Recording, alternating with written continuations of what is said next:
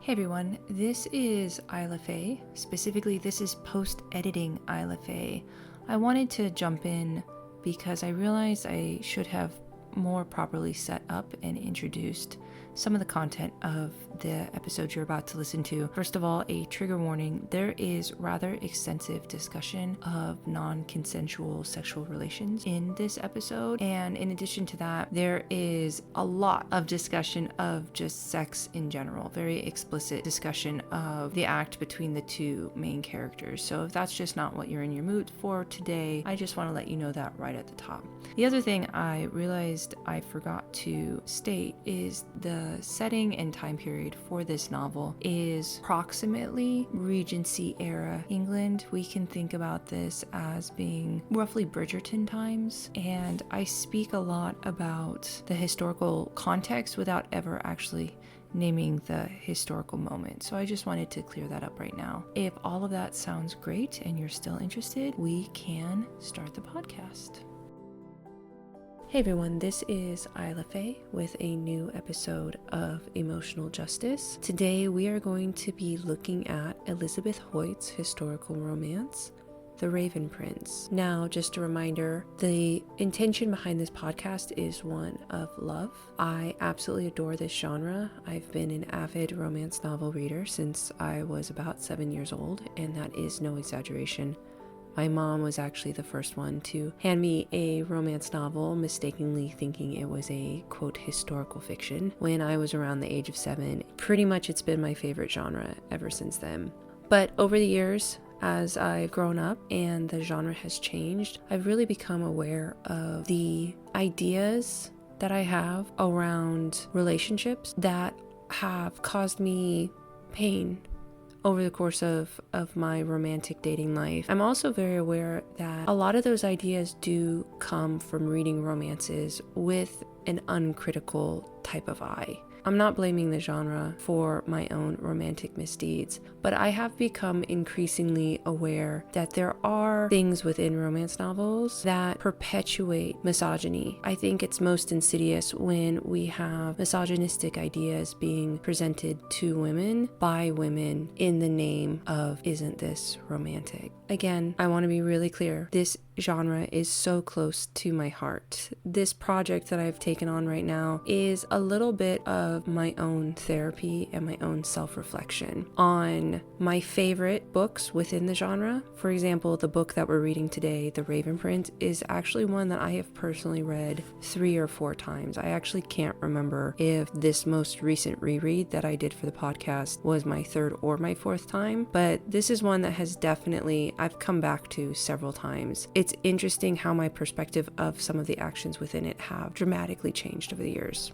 So just a quick note about the structure of this podcast. What's going to happen is I'm going to summarize the book for everyone that's listening. If you haven't read this book and you are interested in reading this book, I would recommend you actually skip this podcast because what's about to happen is a very in-depth, spoiler-heavy summary. And the reason that I'm doing that is so I want to build a foundation for all the listeners for the analysis that I'm going to do after I do the summary. So it's going to go summary and then analysis. So the lens that I really want to bring to these texts is one of emotional justice. Emotional justice, which I'll talk more about when we get to the analysis section, it's a very heavy term. I was previously aware of the term emotional justice with how it has been used by Black women to describe the emotional work of having to navigate the constant mental and emotional violences that are perpetuated on them in their everyday lives here in the United States. I chose emotional justice as the name of my podcast because I was very surprised to find it in the definition of what a romance novel is on the website of the Romance Writers of America, the RWA.org. This is pretty much like the Romance Novel Writing Guild. When I was reading up what is the definition of a romance novel, they say that there are 2 basic elements that comprise every romance novel. There's a central love story and an emotionally satisfying and optimistic ending. They go on to further define the concept of an emotionally satisfying and optimistic ending by saying that the lovers are rewarded with emotional justice and unconditional love. When I saw this definition on the RWA, it really stopped me in my tracks, because when I started thinking through the romance novels that I've enjoyed over my life, I wasn't sure what emotional justice actually looked like.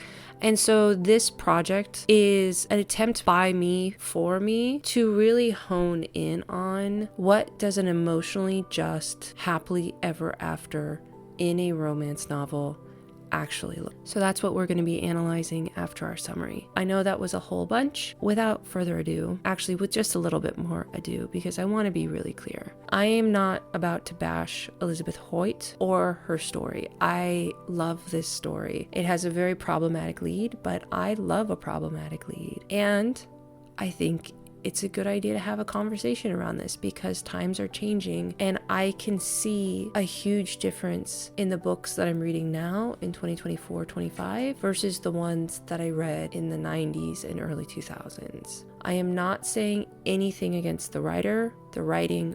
I am just trying to apply a literary lens to a text to see what I see.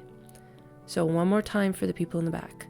This is not a personal attack. This is a literature nerd with a microphone offering up their musings to the void. And now, no more ado. Here we go. The summary of The Raven Prince by Elizabeth Hoyt. So The Raven Prince it's a little bit more than a duet. So it does have alternating points of view for both the female and male main characters. And there are also occasional insights from other characters just to give us like a little bit more context and to heighten the suspense about what's going on. The story begins with Anna Wren, who is a 31-year-old widow who is also living with her mother-in-law in kind of modest circumstances for the time. Kind of think Jane Austen after her father died. The opening scene is a classic kind of Jane Eyre-esque moment where Anna is nearly run off the road by a large, gruff man on horseback who's also accompanied by his mastiff. The man falls off of his horse and into a mud puddle. Anna kind of like mutters some sarcastic comments on him being super rude, as well as his clumsiness, which is like kind of very unusual of women at the time, and it also establishes Anna as a little bit defiant of societal norms, a little bit chafing at her role as a widow, a nice, practical, no-nonsense widow in her society. Turns out that the man is Edward de Raff. He's the Earl of Swarningham, who has just returned to his childhood home after 20 years. He's very rude. He's straight up described as ugly. He has pockmarked skin, clearly from smallpox.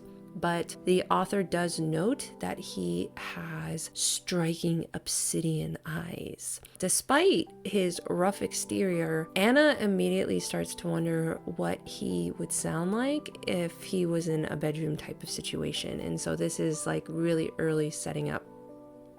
This is the couple that we're following today. Edward rides off. Anna continues on her walk back to her house, and during this time she kind of reflects and we learn about her backstory. So she's been widowed for about 6 years after her husband Peter passed away. She did get a small inheritance, but her and her mother-in-law, Peter's mom, are financially struggling. They live together. They're living very frugally. They have chipped dishes, limited means. They do have a maid, but it's established that their maid is actually she's working with them more out of charity, and she was an orphan girl, and they're hoping to help train her so that the maid Fanny can get actual employment a little bit later on in life. So that all of this background is definitely establishing Anna's kindness, her practicality, the fact that she's being constrained by her situation in life. Realizing their financial hardship, Anna decides she needs to seek employment, which is absolutely unacceptable for women of her class at this time. That was actually a big reason why Jane Austen suffered as much as she did, because she was of the genteel class. It wasn't appropriate for her to ever really seek employment, which meant that she was subjected to what was called genteel poverty, which is exactly the same situation that Anna's in right now. It's not socially appropriate for her to seek money. She's just supposed to rely on like the kindness of relatives. but she doesn't have any relatives. So she does have a bit of an unconventional education. Her father was apparently very progressive about education for children, and specifically women children. She knows a little bit of Latin, a little bit of Greek. This makes her kind of uniquely qualified to take on a job within her community. So then we switch over to Edward for a little bit, and we get to learn a little bit about who he is. He's actually introduced through like the perspective of his servants. This perspective immediately establishes him as having a very short temper. He has a tendency to throw objects. He has difficulty retaining his secretaries. He apparently can't keep a secretary for more than 2 days, and it's causing all manner of stress for his steward Hopple, who is trying to do right by his employer, but he can't help that his employer scares away all of his employees. We also do learn a little bit about Edward's backstory. He has a tragic past. He and his family all caught smallpox when he was a child, and he is the only survivor. Everyone else has passed away. He's realizing that he's finally come home, but it doesn't feel like home again. We also learn that an unmarried man of considerable fortune must be in want of a wife, because he is considering getting married, but he is actually considering getting married again. His first wife has passed away. He wants a wife now for purely practical reasons. He wants a child to be able to pass on his family home to. Going back to Anna. Anna is struggling to find work in her village of Little Battleford. Tries to find work as a governess or a tutor, but she keeps getting turned down. An unexpected opportunity arises when she meets Felix Hopple, who is Edward's steward. They get into conversation, and Hopple starts complaining about Edward's inability to keep a secretary, and Anna just goes for it. She's just like, I'll be his secretary. Hopple, in desperation, says, yes, let's do it. It's an added bonus that Edward has also just returned to London. She's going to have a week to kind of get settled in and do the work before he shows up, so he can't fire her on sight. Anna starts work at the Abbey,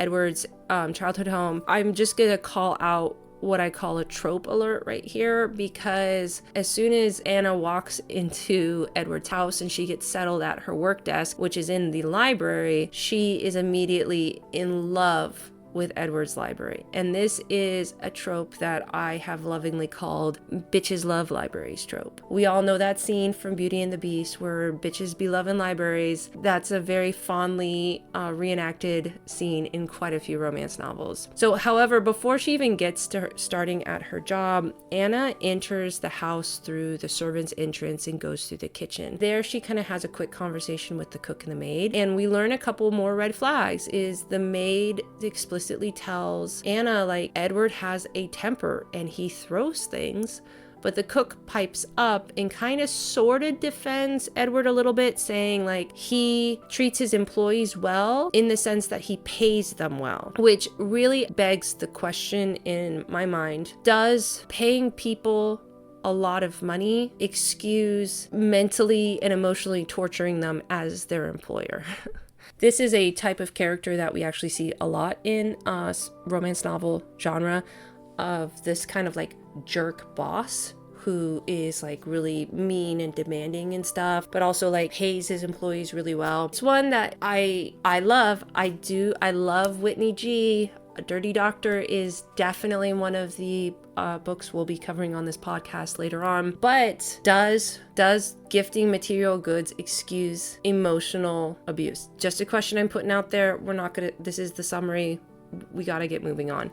So anyways, it turns out that Anna's main task is copying Edward's manuscript that he's doing. She's copying pages for him to send it off to his publication.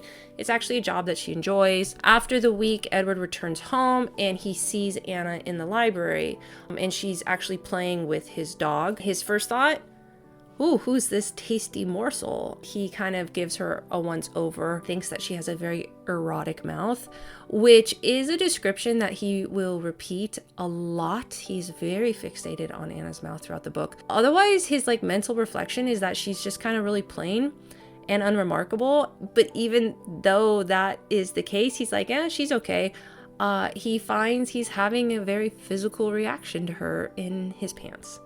Edward doesn't object to having a female secretary as long as she is doing good work, but he does intentionally look for a reason to fire her. He looks through her copied pages and he's trying to find a mistake in her work. He can't find one, so then he just like throws the pages back at her, which is just it's red flags left and right. This is a man who is in a position of power and is used to just wielding that power without care of how it affects anyone else. So their first day ends. Edward walks her to the front of the house.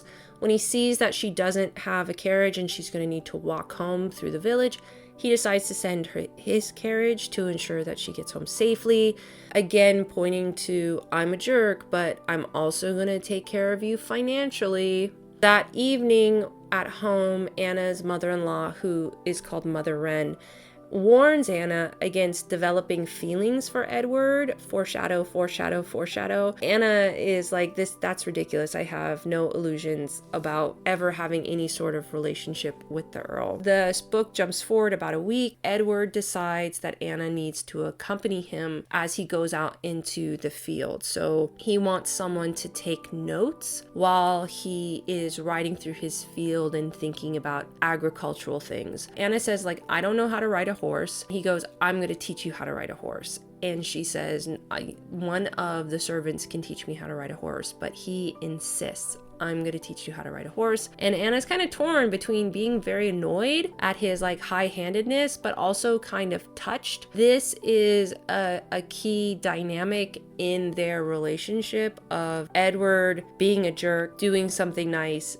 and Anna not knowing how she feels or how she wants to react to it. So I kind of call Edward as a whole, I kind of describe him and his type within the romance genre as a piece of biscotti. He's not like a full bad boy billionaire, but he's rather just like a very hardened, stale, twice baked cookie that once it's been like dipped into like a warm drink, like a hot cup of tea, is gonna get all like soft and yummy and delicious and you can't wait to eat it up. That's what Edward is he's a stale man who's waiting for the right woman to soften him up. He's a piece of biscotti. And this is reinforced throughout the entire book, as he's super gruff to everybody around him until he's not, and he's really generous. Later that day, while working in the library, Anna goes over to Edward's desk to get some paper. She finds a bill to a brothel in there, and it's called Aphrodite's Grotto. She suddenly has this like intense jealousy of the moment, not of like Edward going to the brothel, but just of the whole double standard that society imposes on men and women. It is societally acceptable for men to be allowed to go seek sexual pleasure and gratification like that, but if a woman were to do it, she would be like stoned to death. As a widowed man, Edward especially is entirely free to visit such establishments, whereas Anna, as a widowed woman, is expected to remain chaste and respectable. If she doesn't remarry, she's supposed to become basically like a chair in a room. After that day at work, Anna goes over to visit her friend Rebecca Fairchild, and Rebecca is expecting their first child with her and her husband James. And they get in a conversation, and during this conversation, it is revealed that Anna's late husband actually cheated on her. He was cheating on her for a large portion of their relationship. Anna, kind of in a moment of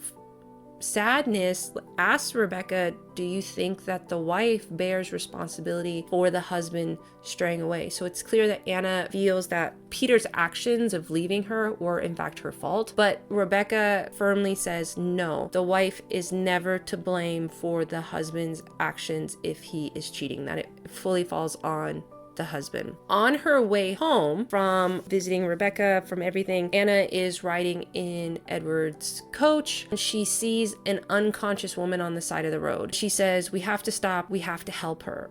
Turns out that the coachman actually doesn't want Anna to help. Anna is insisting we have to take this woman to get help, and it's revealed that the woman is a prostitute. They're like, this is not respectable for you to in any way, shape, or form interact with this dying woman because she's a prostitute. That is the word also that's used in the book. I tend to use sex worker because sex worker does allow for the percentage of the population that chooses to do sex work, as well as recognize that it is not an entire person's identity, which is the point of having Pearl. Spoiler alert, her name is Pearl. It's the point of having Pearl and her sister in the book. Anna insists, we're going to take this unconscious woman back to my house. We're going to nurse her back to health. Anna calls for the doctor. The doctor comes to treat Pearl, and then turns around and says, like, you need to send this woman to a poorhouse. And there's this moment of reflection where Anna realizes that she's standing up to the doctor, who is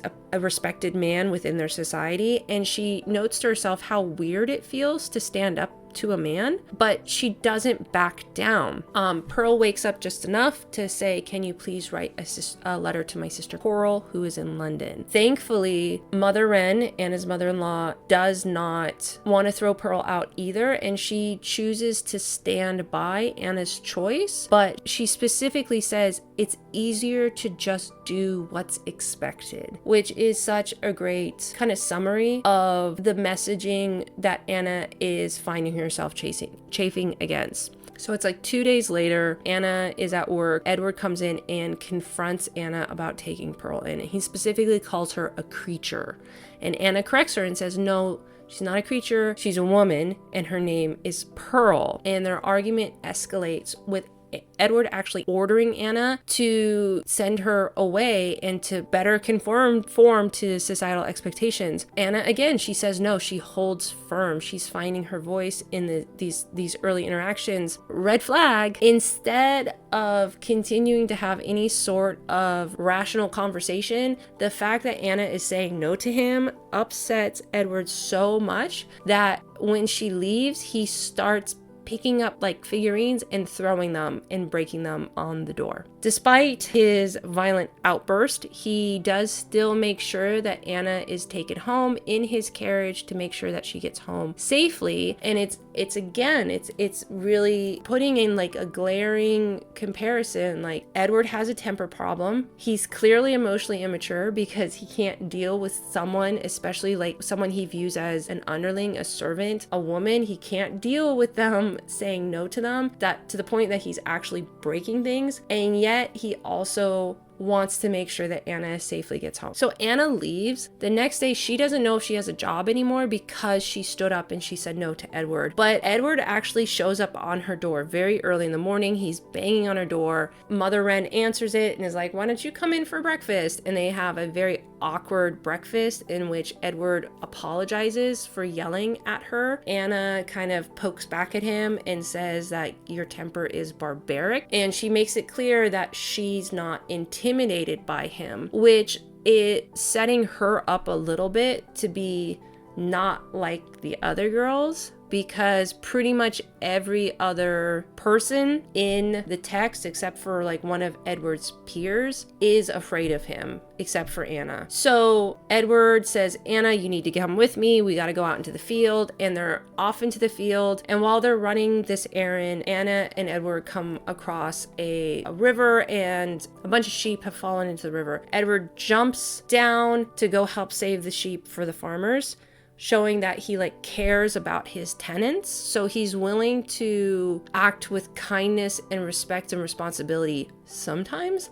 But anyways, to get into the river, he gets all wet, and Anna gets an opportunity to kind of ogle him a little bit, and he's wet and he's muddy. Fast forward that night, Anna is talking to Pearl, and she learns that Pearl was abused by a client that she really trusted. She also learns about what double penetration means and threesomes, and she's like, oh, I had no idea. Pearl was basically found herself in a dangerous situation. She left it, and then as she was trying to make her way back to London, she got robbed. That is how she wound up in the situation that Anna found her in. Anna, knowing that Pearl is a sex worker, asks her does she know anything about this Aphrodite's grotto place? And Pearl does. And they have a little bit of conversation, and Pearl actually mentions that wealthy women also visit brothels. So specifically an Aphrodite's grotto, like wealthy women will come in wearing masks and will meet an anonymous lover for the evening and then go home. This kind of really messes with Anna's mind. She's like, I had no idea this was an option. Anna's really intrigued by the idea of getting to choose a man and then also getting to be the one that's in control of her own desires. But while she's having these like liberating thoughts, her thoughts kind of keep circling back to Edward, and specifically Edward visiting the grotto. That thought continues to bother her, and she finds herself getting more and more jealous, not about him getting to go, but about the fact that it is Edward who is going. So the next day at the Abbey, Edward proposes out of like nowhere, wager to Anna, where if she loses, she has to give him a kiss. So at this point, this is like a little bit out of nowhere, because even though both characters have been reflecting to themselves about their physical attraction, Edward again has been like fixating on her mouth. Neither one of them have really done anything. And so this is like a very forward action on Edward's part. According to Edward's own reflection, he doesn't think that Anna has given him any signals that she would be into this. So that's just like an interesting reflection. So Edward almost wins. He's about to claim his kiss, but at the last second, he loses. Realizing that he was absolutely ridiculous for making such a bet, he decides, I need to distance myself from Anna. And he's finally kind of also starting to admit to himself that he doesn't just like her mouth and her butt, because he does stare at her butt. He also just enjoys her company, which he actually feels like makes his actions even more unfair and dishonorable to her. So feeling all of this guilt, feeling all of this confusion, he decides he needs to get something out of his system, and he should visit Aphrodite's grotto. Edward is kind of brooding over his growing feelings for Anna. Anna is back in the library and she's working when Felicity Clearwater, one of the leading figures of Little Batterford society, she is the wife of the squire who is not as rich and powerful as Edward, but he's definitely rich and powerful. So Felicity Clearwater arrives with an invitation for Edward. As Felicity goes to hand Anna this invitation for Edward to come to her annual soiree, she kind of starts to act strange. In Anna's opinion, she appears shocked and she's staring at Anna. Out of nowhere, she just abruptly leaves. Anna is super confused and doesn't know what's going on. And in her reflection, she's thinking to herself, I don't know, maybe she was staring at my locket, which Anna had previously found in one of her late husband's writing desk. And because it was not one of Anna's pieces of jewelry, Anna kind of immediately knew this belonged to whoever Peter was cheating on me with, and she decides to start wearing it as a bit of, to kind of take back her own power in the situation. Even though she thinks to herself, well, the only thing that's different about me is I'm wearing this locket, she doesn't really put that together with Felicity's reaction. So here the novel switches to Felicity's point of view, where she is panicking in her carriage, and it is revealed that she was the one who was having an affair with Anna's husband. She had actually sent that locket to Peter along with a very damning letter, kind of expressing all of her feelings for Peter, that she now realizes that Peter kept and is hidden somewhere in Anna's house. She thinks that Anna must know and is wearing the locket explicitly to rattle Felicity, even though Peter's been dead for 6 years and this is the first time Felicity has ever seen Anna wear the locket. So she immediately jumps to the worst possible scenario. Now that she has these ideas in her head, she thinks the only solution here, well, I need to find a way to blackmail Anna. Felicity decides she's gonna find something to blackmail Anna about, to basically keep her quiet and never let anyone find out that Felicity was the one who had been sleeping with her husband. Back in the library, same day, Edward comes in and he goes up to Anna and he says, listen, I lost the bet. I owe you a forfeit of some kind. Come with me. He takes Anna to this walled-in garden that's in the Abbey grounds, and apparently it used to be his mother's garden. he says, "This is your garden to do with whatever you please." Edward makes the comment that the garden should probably be uprooted and started anew, but Anna says, "No, there's a lot here that's worth saving." Oh my gosh, is that foreshadowing? Anyways, while she's kind of looking around at the flowers and the plants and she's bending over, she asks Edward a question, but he doesn't answer, so she looks behind her shoulder and he fully catches Edward staring at her butt with what is described as undeniable hunger. And Edward seems completely unaware that she has noticed him staring. Anna is so much more aware of what's happening between them than Edward is. Anna feels a physical reaction to him and hopes that he will kiss her. Edward is lost in his head and he starts apologizing. He says, "I'm so sorry, I need to go to London," and he walks away. He has these thoughts in his head like, I shouldn't be ogling her like this because she's a lady. So there's like no room in his head for Anna to feel attraction for him, whereas Anna's like, "Hey man, we're both feeling it." But Anna knows immediately what's going on because she recognizes the attraction and she knows that he is going to London to go to Aphrodite's grotto. She just breaks down into tears because she's so sad that he would make this choice to walk away from her. That day, Anna arrives home and there's a strange carriage outside of her house, and it turns out that Pearl's sister Coral has come to take her home. Anna and Mother Wren, they say, "That's great, but it's way too late for you both to travel back. Please stay the night. We'll take care of you. You can leave." And Coral is a very worldly woman, and she says that she was so surprised to find out that Anna had been willing to take her sister in. And during their conversation, Coral reveals that Pearl actually became a sex worker out of necessity to support Coral when they were both little girls. Coral wants to thank Anna, acknowledging that most people would never have helped Pearl because of her profession. And she says, "Anna, if you ever need anything, you only have to ask." And realizing she has an opportunity here, Anna just says, "Hey, can you guys like take me to Aphrodite's grotto?" Coral says, "All right, that wasn't what I was expecting, but even widows have needs, so hop on in. I'm gonna help you find what you're looking for." So that night, Anna can't sleep because she can't believe that she has this idea and that she's gonna try to do this. And what she's gonna try to do is go masked to Aphrodite's grotto and try to meet Edward in disguise and have sex with him. We will talk about that in a moment. Fast forward to a day or so later, everybody's in London. Edward's first stop is to meet with Sylvia Gerard, who is the woman he has been pursuing to become his fiance. When he said at the beginning of the book that he was interested in getting married, he already had Sylvia in mind. Her father and family own the land that's adjacent to his, so that will mean that he'll have twice as much land to play agriculture on. He's been kind of working on this deal for a little while, so he gets her father's permission, but then he specifically sits down with Sylvia. He really asks her, like, "Are you okay with this? Do you," and he explicitly says, "Do you find my scars unattractive?"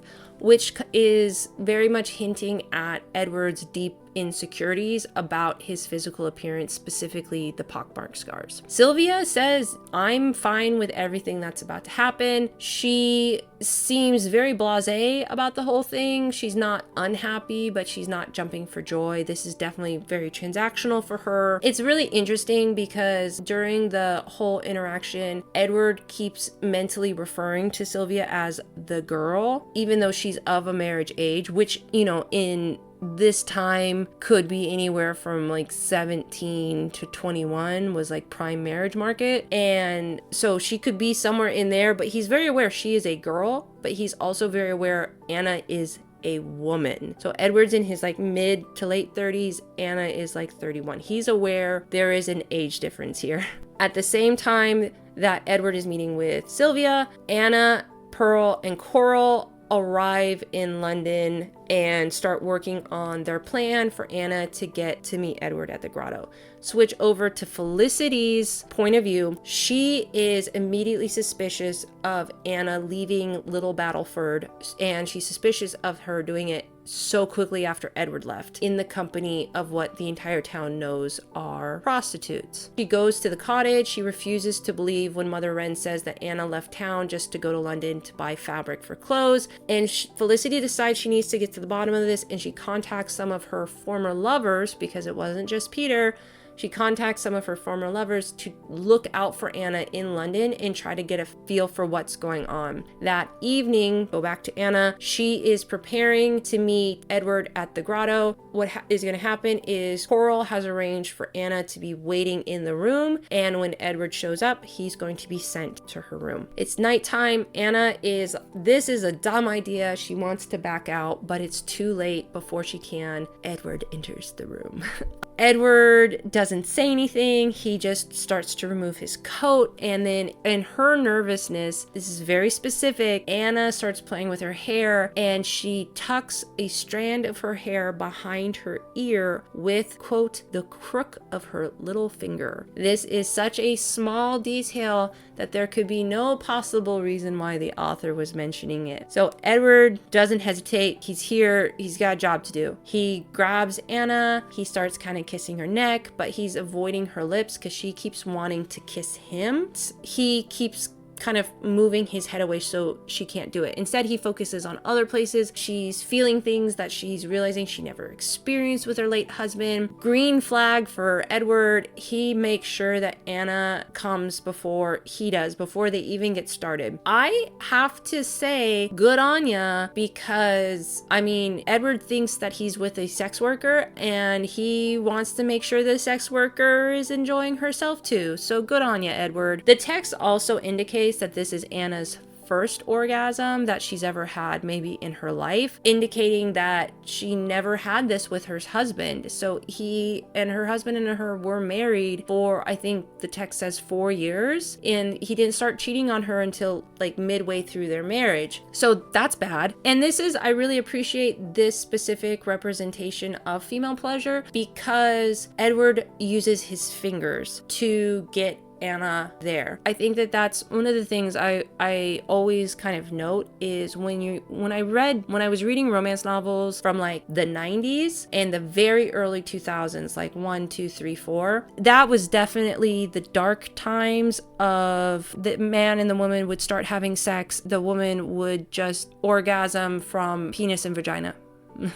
And that would be it. And there would be like no indication that there might need to be anything else that was happening. Raven Prince was published in 2006. And for this time, this is racy representation right here. He explicitly makes sure to use his fingers on Anna. So after Anna gets her first orgasm, they go on to have sex, and Anna is just loving every single moment of it, and she is so happy that she made this choice until it's over. She wants to reach for Edward, and he kind of pushes her away a little bit, stands up, gets dressed. She realizes like, oh, I was making love, he was having sex, because he doesn't know who I am. Right as Edward's about to leave the room though, he stops and he goes, "Meet me here again tomorrow night," indicating that his mind just got blown too. She is completely a mess at the end of this experience. The perspective switches over to Edward, who kind of relives the moment on his ride back in his carriage, and he thinks, this is the best sex I've ever had in my life. I can't believe it was that good with this mysterious woman. Even though he's feeling that, he's also feeling intense sense of guilt. He is feeling like he has betrayed Anna, not his fiance, Anna. Even though he's not in a relationship with Anna, he has some idea in his head that he owes her something, and he also owes her respect by like keeping his lecherous ways away from her, because he believes he needs to quote unquote protect her innocence despite his overwhelming attraction to her. Again, no recognition here that Anna could be feeling the same thing for him. So switch back to Anna. She is really torn about whether or not she wants to meet him again, but she realizes that she has to. She can't not. So the next night, the book immediately goes to the next night. This time, Anna reaches for him because she's determined to create a deeper connection between the two of them. So she starts kissing Edward. She starts completely touching him freely. She's loving the fact that she gets to just explore him in physical ways that she's never gotten to do with anybody. Edward is just completely captivated by this mysterious woman who we know as Anna. Anna realizes, he kind of starts to like push on her head, like you do. And Anna immediately realizes what he wants from her, but she thinks to herself, that's not something I've ever done before. This is a trope alert right here, but this is specifically a trope for like 2000s and earlier romance novels. And this trope is one that I saw a lot, which is like women in romance novels were not allowed to be too experienced in sex, or they weren't allowed to know too much. There had to be something that they saved to discover with their new lover that was like the right lover. There were several times that I read books, including this one, where you had a married character who had never given a blowjob before, or who had never had an orgasm before. Some of that can be excused by the historical context of this romance novel, but I've also seen it in modern romances as well, where it's usually framed as, I love this, it'll be framed as something like, well, my boyfriend like just didn't like the way I did it, so I never did it.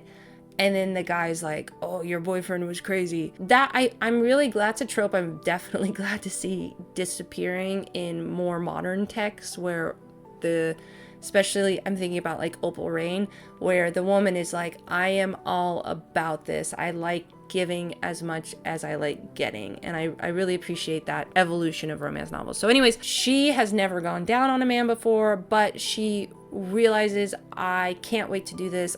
She wants to embrace the experience. The moment is like intimate in a way she wasn't expecting, but also kind of liberating. Woohoo! Giving blowjobs to men is liberating.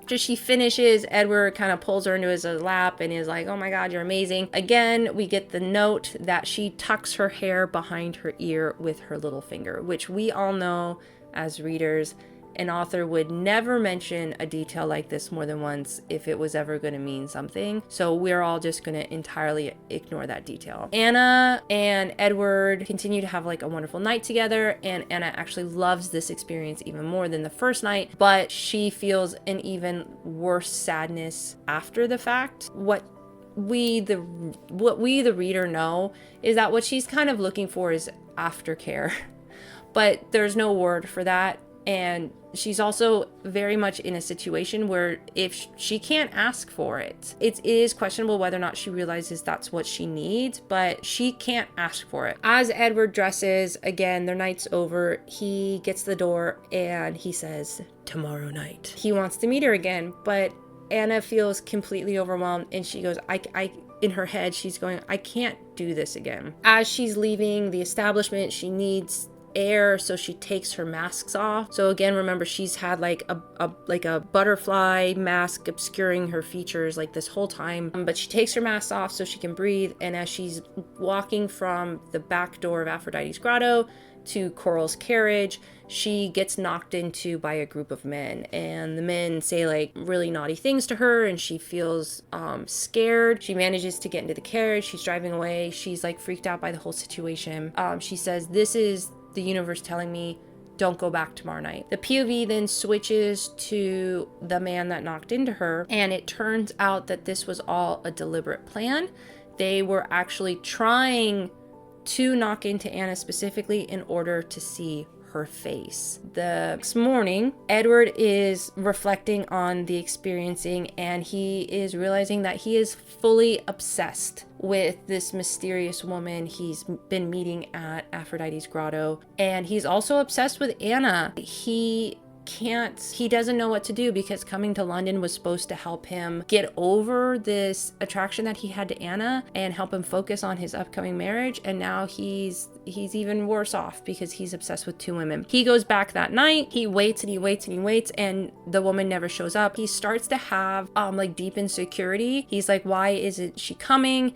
And he immediately thinks it must be because she saw how I look. She must have seen my pop scars and gotten disgusted by how I look. But that doesn't deter him. He wants to know who this woman is. So he goes downstairs to Aphrodite of Aphrodite's grotto, who is also masked, like all the women in the establishment are masked. And he's like, who is that woman? And she's like, I don't know. He goes, does she work here or is she someone else? And Aphrodite says, she doesn't work here. We can find you someone else, someone, who wouldn't be bothered by your scars. And she kind of says that unprompted, which just makes Edward spiral out of control even more. He starts to storm out of the establishment.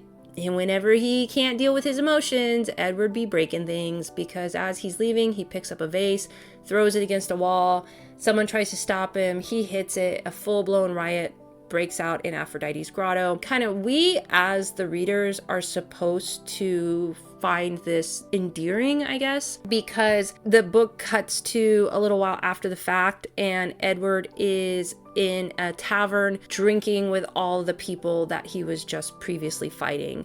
There is this, and all of them are like getting drunk and they're hugging each other and they're all fine and no hard feelings. This is a little bit too close to the boys will be boys mentality for me to really get behind right now, because rather than Edward be forced to grow emotionally, he just gets to beat people up and then he's over it. In addition to all the boys they start commiserating about the perfidy of women. Edward lifts a toast to Anna and he says, there's one faithful woman in all the world and her name is Anna Wren. And all the men he was just fighting with are like, to Anna. Oh, he specifically calls her the most unblemished woman, which it really shows that Edward is way more wrapped up in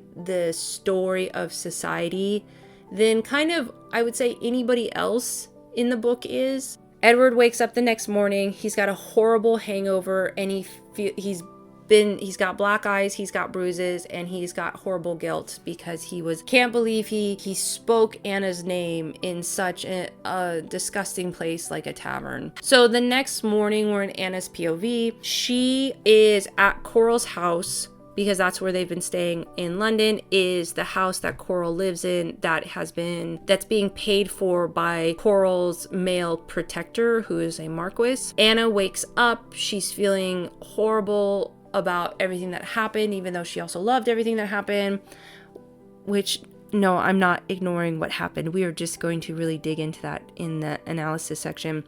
A detail I did leave out earlier is that when Anna went to leave for London originally from Little Battleford, the dog, Edward's dog, who's called Jacques, actually jumped in the carriage with them. So it's the morning Anna's going to leave London to go back home before Edward can get there, and she goes to take Jacques for a walk. When she's getting back to Coral's house from walking him, she sees the Marquis. She just immediately gets this sense that I shouldn't let the Marquis know that I'm here. And Anna goes back around to the servants' entrance where she runs into Pearl, and the two kind of have a whispered conversation. And Anna asks Pearl, do you think that the Marquis would ever hurt Coral? And Coral says, I don't know. Anna heads back home thinking no one will ever be the wiser. Fast forward to Edward returning to the Abbey the next day. Anna immediately notices his bruises. She is trying to ask him hey, what happened? Are you hurt? Do you need anything? And he's brushing off all of her concern from some weird kind of sense, I guess, of embarrassment. He doesn't want her to know that he got in a fight, because he thinks that she'll scold him, which again, pointing to his emotional immaturity. And he just keeps brushing her off, brushing off. And finally, to distract her, he says, hey, I brought you back a present. Takes her down to the walled garden, and there are a bunch of unplanted rose bushes that are the stick that's going to become the rose bush. He's brought her dozens and dozens of roses to plant. He says, they're for your cottage. And Anna says, I don't have the room for all these at my cottage. I'll take a couple for the cottage, but I'm going to plant the rest of them in the garden. For Anna, she kind of has this moment where she's reflecting on the roses and how they're all thorny and prickly on the outside, but really they're such a delicate bush, and they flower, and they need so much like love and attention to get started and to grow. And once they take root, then they're going to like be able to live forever, which is so clearly Anna having a metaphor. Edward seems a little overwhelmed at Anna's reaction to him giving her the roses, and because he can tell how much it means to her, kind of feels like maybe he like showed his hand a little bit, and he's also engaged. And despite everything that's going on, neither of them are able to confess the truth about like what they're actually feeling. And then Edward actually winds up avoiding her after giving her the roses. He's like, I can't be near you now. Later that evening, Mother Wren informs Anna that Felicity Clearwater out of nowhere has showed back up at their house and has invited them to her spring party, which is really weird because Felicity has never shown any interest in inviting Anna and her family to anything. Mother Wren says, well, maybe it's because you work for Edward, and she's hoping that if you come, he'll come too, because you've gained social significance now. Talk about how Edward never engages with the community of Little Battleford, and that this would be a really great opportunity for him to show up, to be seen, and to let people get to know him. While they're having this conversation, Anna remembers that she has some salve that Anna's mother had made, and she goes and she gets it, and she decides that tomorrow she's going to give the salve to Edward, and she's going to convince him to go to Felicity's party. So the next morning, Anna finds Edward in the stables, and he's yelling at his steward Hopple again. But once he sees Anna, the text says he like softens and smiles at her. So once he's done yelling at Hopple, he comes over to Anna, and she applies the salve to him, and he immediately is like, what is this? Is this horse shit? But he doesn't say that, but that's what it's implied. It's like implied that it's like very stinky. She goes, no, it's to help your face. Despite how bad it smells, Edward like stays very still. They get super close while she very gently puts the salve on his face. She gets to think about how nice his beard is and how great his coffee breath is, which is a detail that Anna has apparently been attracted to throughout the book. Is there's a couple of times that she thinks Edward's about to kiss her. She mentally thinks to herself, his breath smells like coffee, which always made me chuckle because I've never personally thought coffee breath was the most attractive feature on a man. I'm not yucking anyone's yum. I just love that Anna loves what she loves. The moment does get all intimately charged. Anna is remembering her time together, and she thinks that he's gonna kiss her. Instead, he just walks away. The perspective switches to Felicity Clearwater, who is meeting with Chilton Lilypin, also known as Chili. And it turns out that Chili is not just Felicity's lover, he is the man who ran into Anna in London. Chili lets Felicity know that Anna was at Aphrodite's grotto not once, but twice, which tells Felicity that Anna has a secret lover. She immediately assumes it has to be Edward because they were both in town at the same time. This gives her her angle to be able to manipulate and blackmail Anna. Meanwhile, Edward's point of view, it's later that evening. He's brooding alone in his room. He's like dealing with the fact that when they were out in the stable yard, Edward didn't want to let Anna go. He wanted her to stay close. He's telling himself he went to London specifically to get this emotional, physical attraction for Anna out of his system, but it's clear that his feelings for Anna have only intensified. The smell of the salve is like horrible. Edward's valet named Davis, who's apparently a very old man that Edward has no problem yelling at. Davis enters the room and is like, oh my gosh, it smells like horseshit in here. Edward's response is to like throw things and yell at Davis until Davis finally leaves the room. Edward goes to wash off the salve, but at the last second he decides to keep it on overnight. He figures out, it's already on, I might as well just leave it on. That night he goes to bed and he has a very intense erotic dream about the mysterious woman that he was meeting at Aphrodite's grotto. In the dream, she transforms into Anna. He has like this clear merging of like his desires, and he wakes up and he's all sad. So the next day, Anna goes to the stables again, because that's where all the action is happening right now. And this is such an interesting contrast right now, because she's waiting for Edward to finish his conversation with a groom. She's admiring how patient Edward is talking to this elderly groom who clearly is having a complaint about something that's happening. And this is so weird to me, because every other interaction almost that Edward has had with his staff and servants has been a violent one. He treats Hopple like trash. He directly throws things at Davis. The maid and the cook talk about how he yells. A little bit later on in the text, it's going to say he's yelling at a stable boy. It's so weird to me that Edward is in this moment. We're supposed to admire his patience and his adultness or whatever in interacting with this groom, even though this is like the first time that we, the readers, have ever, and Anna, have pretty much ever seen him act this way. Anyways, she's standing next to her horse. Suddenly, out of nowhere, a rat runs by and it spooks Anna's horse. The horse knocks her down, and Edward rushes over to her and he's like cradling her protectively. Heat of the moment, he can't take it anymore, and he kisses her passionately. Anna is like, yes, yes, yes, do this. And just as the moment starts to get really good, another noise happens and Edward like pushes her away. Anna tries to hold on to him because she can feel him pulling away, not just physically, but emotionally. Out of nowhere, or what Anna is saying is like, no, I wanted you to do that. And as she's saying, I wanted this, Edward says, I'm engaged. Anna is absolutely shocked, devastated. And there's a really great line here in the book that is straight from Jane Eyre, where Anna says that she feels like there's this cord connecting them that has suddenly been severed. And that's a very wonderful line in Jane Eyre, where Mr. Rochester is telling Jane, like, there's this string between our hearts, and it doesn't matter how far you go, it will always connect us.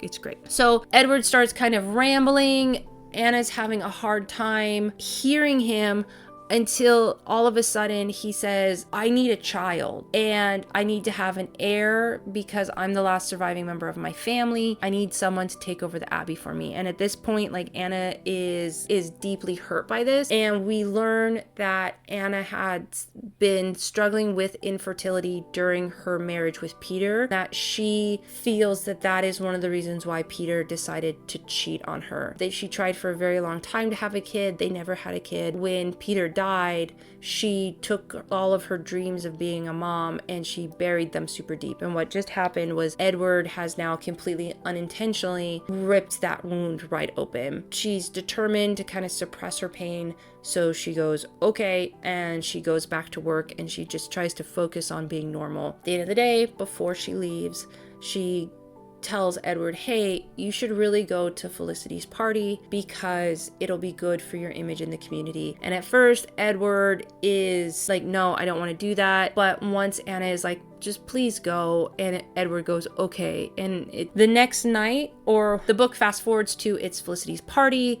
Anna and her mother-in-law are there and they're feeling very out of place. They're just kind of not having fun. And then Edward arrives and Felicity immediately attaches herself to him. She thinks it's this great coup. She can't wait to show off that the Earl of Sworningham has come to her party, and she's showing him around. Edward's just over it. As soon as he sees Anna, he excuses himself from talking to Felicity to go and talk over to Anna. And it makes it clear to everybody in the room where his like attention truly lies. Out of nowhere, after some small talk, Anna's mother-in-law says, you know, Anna's been wanting to dance. Edward goes, okay, let's dance. They hit the dance floor. Kind of during the dance, they're ignoring their mutual attraction and their mutual pain, and they kind of just make sharp remarks and take bites out of each other, even while they're totally unable to ignore how close they are. After the dance, Edward says, you're not allowed to leave me. I'm here because of you. So he makes Anna stay at his side. And while they are drinking punch and Edward's talking to someone, a man leans over and insults Anna, basically insinuating that she is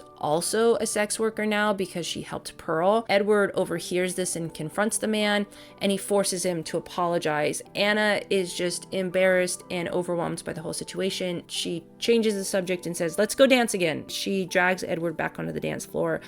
Edward wants to know who that guy was. We learned that that man was a friend of her late husband, that like as soon as Peter was dead, this guy apparently propositioned Anna to be his mistress. Edward is absolutely furious about this. He says he wants to protect Anna from anyone saying that kind of stuff in the future, and Anna says that's dumb. You can't always be there to protect me.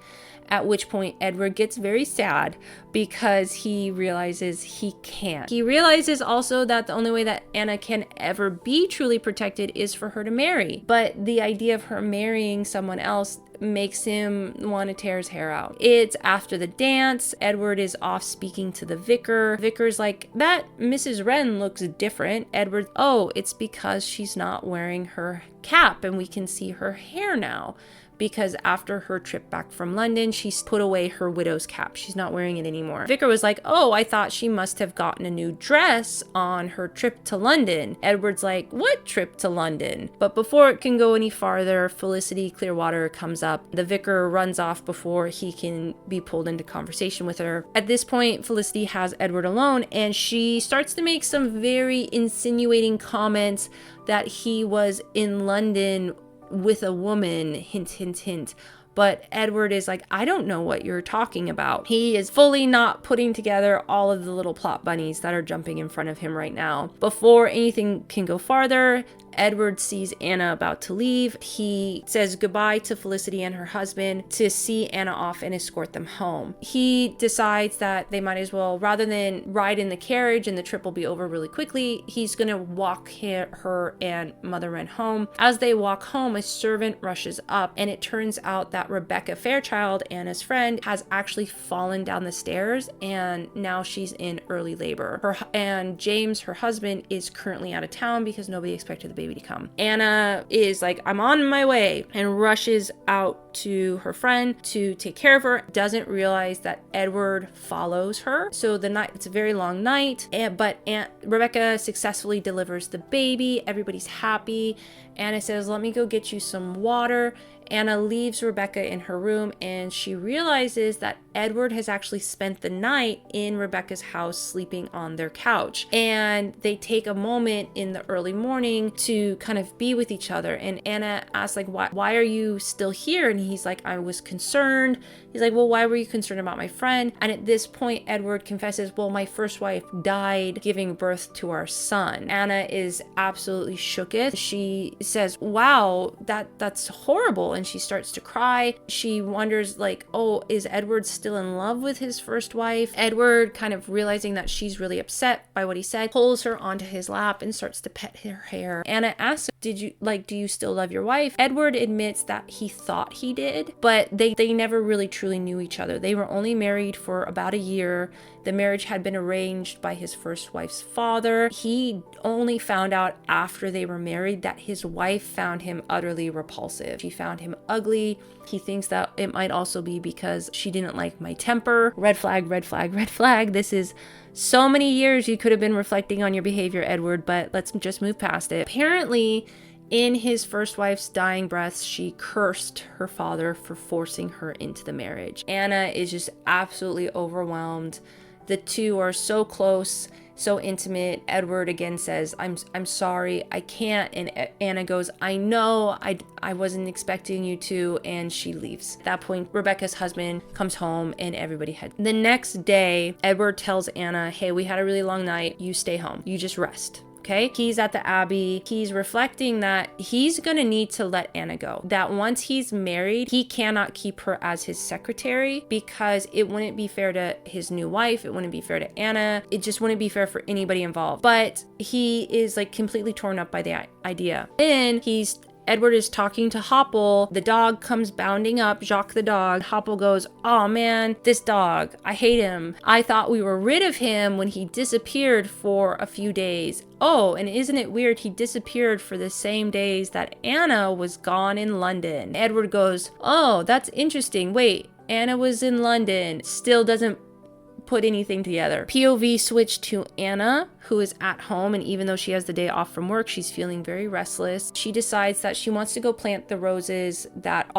Edward gave her that she's going to put in the garden, because she doesn't want to let them die or be neglected just because she was too tired to put them in the ground. And this is kind of symbolizing her unfulfilled hope of a future with him. So Anna goes into the garden. Edward, I guess, sees her in there, and he goes to her. At first, everything's super peaceful and it's super calm, and then Anna realizes that she forgot the watering can, and Edward says, hold on, I'll go get it for you. Right as he's getting ready to leave the garden, he turns around to look at Anna, and what does he see but Anna tuck her hair behind her ear with the crook of her little finger. That moment, Edward sees red. Specifically, what the text says is he storms back to Anna in a scarlet haze. The POV switches back to Anna, who sees Edward, sees his face, and she describes it as his mouth is drawn back in a rictus of rage, and she knows immediately Edward knows it was me. She doesn't know how he knows, she just knows. At this point, Edward starts to call Anna a whole bunch of names. Calls her a female spider. He thinks that she did this because she wants to play some kind of cruel trick with him. He says, you know, is this what you like? Do you like pretending to be all prim and proper in public, but really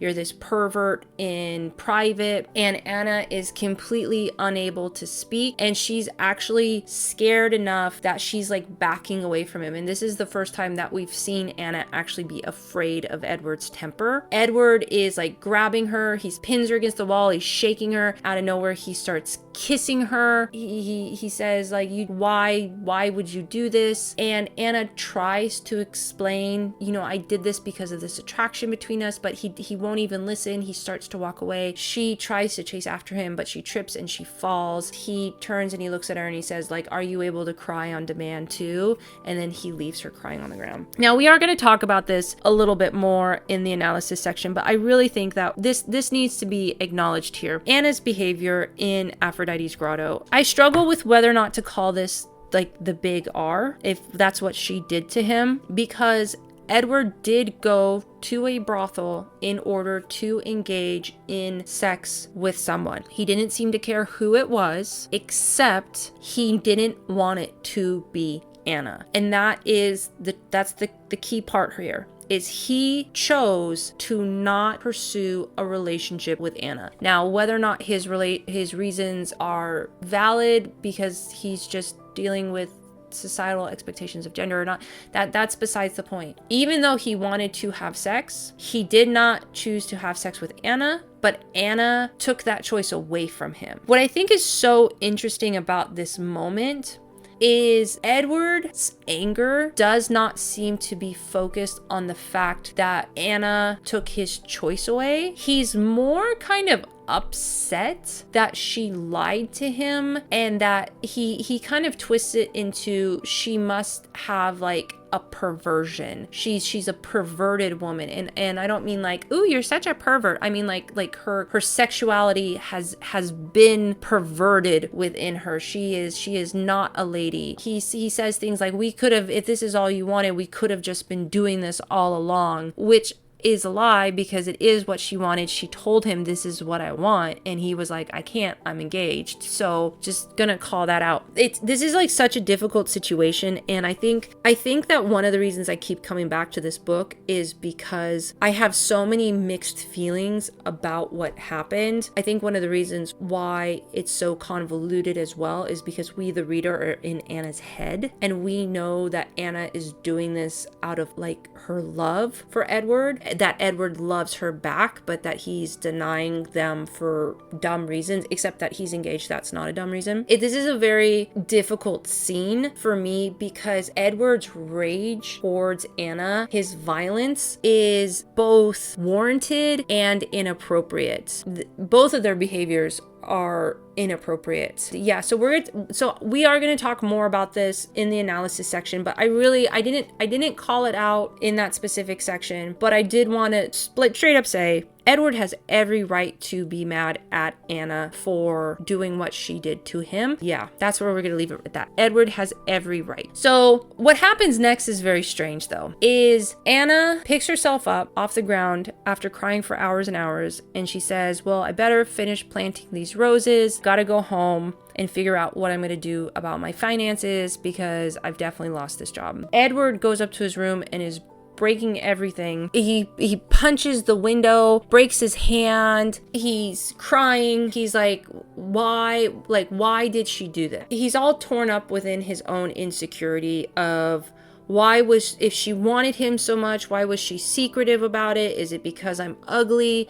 He seems to be entirely unaware that it's, got nothing to do with his appearance. But what he comes to the conclusion after a whole night of being angry is that, well, I guess I have to marry Anna because I've compromised her. Her reputation is gonna be ruined, which is just such a strange place to land at, especially considering all the things that he was just saying about Anna, about like that she was this manipulative spider and stuff. He also decides that he's gonna marry Anna, but he's also gonna make sure that she knows that he is marrying her out of spite. Like, there's no room in his head at all that is like, I can't ever see you again, don't come near me. There's no room in his head for him not to marry Anna. Like, that's never the solution, I guess, for him. He's gonna make sure that she knows that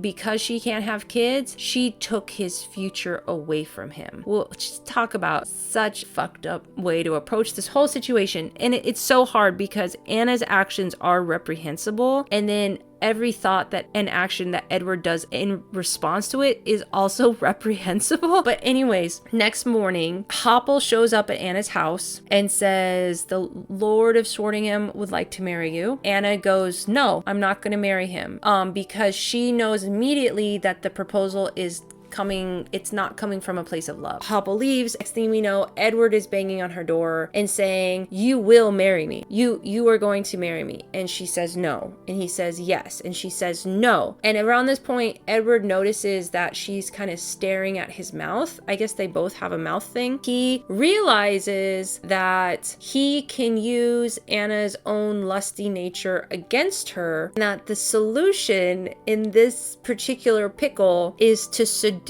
Anna into marrying him, which is just, I've read this book a couple of times now. Every time we get to this point, I'm like, I just don't think that this would be how I would personally react to this entire situation. But what are you gonna do? So Edward says, never mind about marrying me. I refuse that just because you couldn't keep your hands off me, I'm not gonna lose a good secretary, so you have to come back to work. Anna says, no, I'm not gonna come back to work. Edward says yes, and Anna is trying to find the words to explain to Edward that she can't go back to work because it will hurt her too much to be near him because of all the feelings that she has for him. So he says, well, then I'm just not going to pay you if you don't come back, which is such an abuse of his financial power and privilege over Anna. It's also very remnant of a scene with Mr. Rochester and Jane Eyre, in which Rochester also withholds Jane's paycheck to make sure that Jane comes back to him. But Anna, because she and her family need the money, she says, okay, I will come back, but going forward, you have to pay me at the end of every week. Edward kind of makes like a jokey, silly comment about like, oh,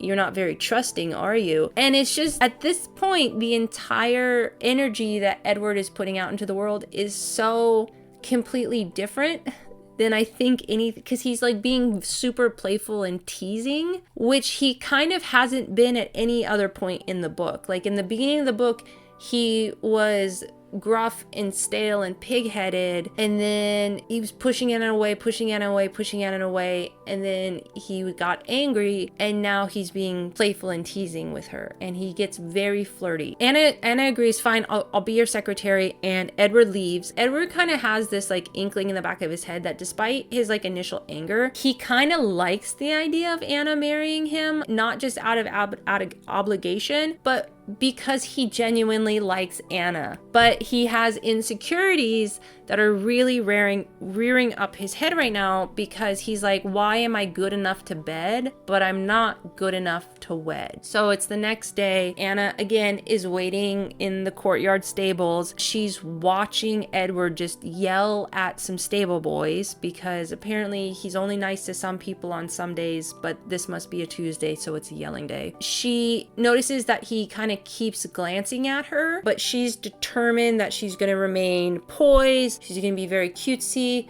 demure, very mindful. She's just going to completely ignore the fact that he's muttering about the, quote, perfidy of women. Edward, in these interactions, takes to calling her darling and saying like, well, when we get married, darling. Anna is telling him, stop it. Do not call me that. No, we're not getting married. But he's completely pretending like he doesn't hear her, even while he continues to flirt with her and call her names. So the two have to get into a phaeton to go look at some drainage ditches. Apparently a phaeton is very small. Edward is driving in such a way that she keeps getting thrown up against him. She realizes that he is like trying to make her uncomfortable. He's trying to punish her. She confronts him, says like, you're trying to hurt me. And he like, well, why would I want to punish you? Anna like yells like, I'm sorry. I am sorry. Edward says, you're just sorry because you got caught, not because that you did it. The two go back and forth a little bit. And Edward finally says, why did you break your celibacy after, 6 years since your husband died? And Anna goes, it's actually been 7, but that's not the point. Also, bold of Edward to assume that Anna's been celibate up until him, but we're moving on. So Anna finally snaps and she says, this is also your fault in a certain way because we had a connection. I know we had a connection, and I know that you know that we had a connection. You walked away from me. You're the one that chose to push me away and go to Aphrodite's grotto and to give another woman something that belonged to me. I don't particularly know that I agree with that argument, but Edward stops the phaeton, grabs her, kisses her passionately. His breath smells like coffee. And without a word, he lets her go and he goes back to driving off to do whatever they were gonna do. It's 2 days after the phaeton kiss. Edward is dictating a letter to Anna, who's like frantically trying to keep up with everything that he's saying. Midway through the letter, all of a sudden he goes, oh, it's hot in here. And he takes his jacket off. He's like, oh, so hot. And he takes off his neckcloth. And she's like, what are you doing? Then he just takes off his shirt. And she's like, put your shirt back on. He goes like, hey, girl, you wanted all this. But he basically says, are you repulsed by me? Anna's like, well, of course I'm not. I wouldn't have done what I did if I was. He challenges her and he says, well, then touch me. Anna in that moment really realizes there's something more going on here. Like, she needs to touch Edward with like love and acceptance because she knows he is so insecure about how he looks. And so reaches out, she touches his chest, she touches his scars, they start to breathe heavily. She realizes that her touching him is turning him on, and then that thought turns her on. She licks his chest, then she starts crying. And she starts crying because just the weight of all of her feelings for him come crashing down. And she realizes in that moment, like, she loves Edward. Like, she's not just attracted to him, she loves him. She pushes away, she's super overwhelmed by everything that's happening. And at that point, Hopple enters the room, which this is another interesting scene because what Hopple sees is Edward half naked and Anna crying. What Hopple chooses to do is to just say, the coach is not going to be ready in time for you to leave to London, which is an interesting choice on Hopple's part, but also could be indicative of the fact that he's been so verbally abused and beaten down by Edward that he doesn't feel like he can speak up for a female employee that is crying in this very compromising situation with her employer. That's just something we don't even think about in the book. So Edward says that he needs the carriage to be ready by tomorrow in time for them to go to London for this agricultural conference. And by the way, Anna's coming with me. Nobody knew this was going to happen. Hoppel didn't know. Anna didn't know. Nobody knew this. This is just Edward out of nowhere saying this. And Hoppel at this point does find his voice and say, well, that's improper for an unmarried woman to be traveling with you.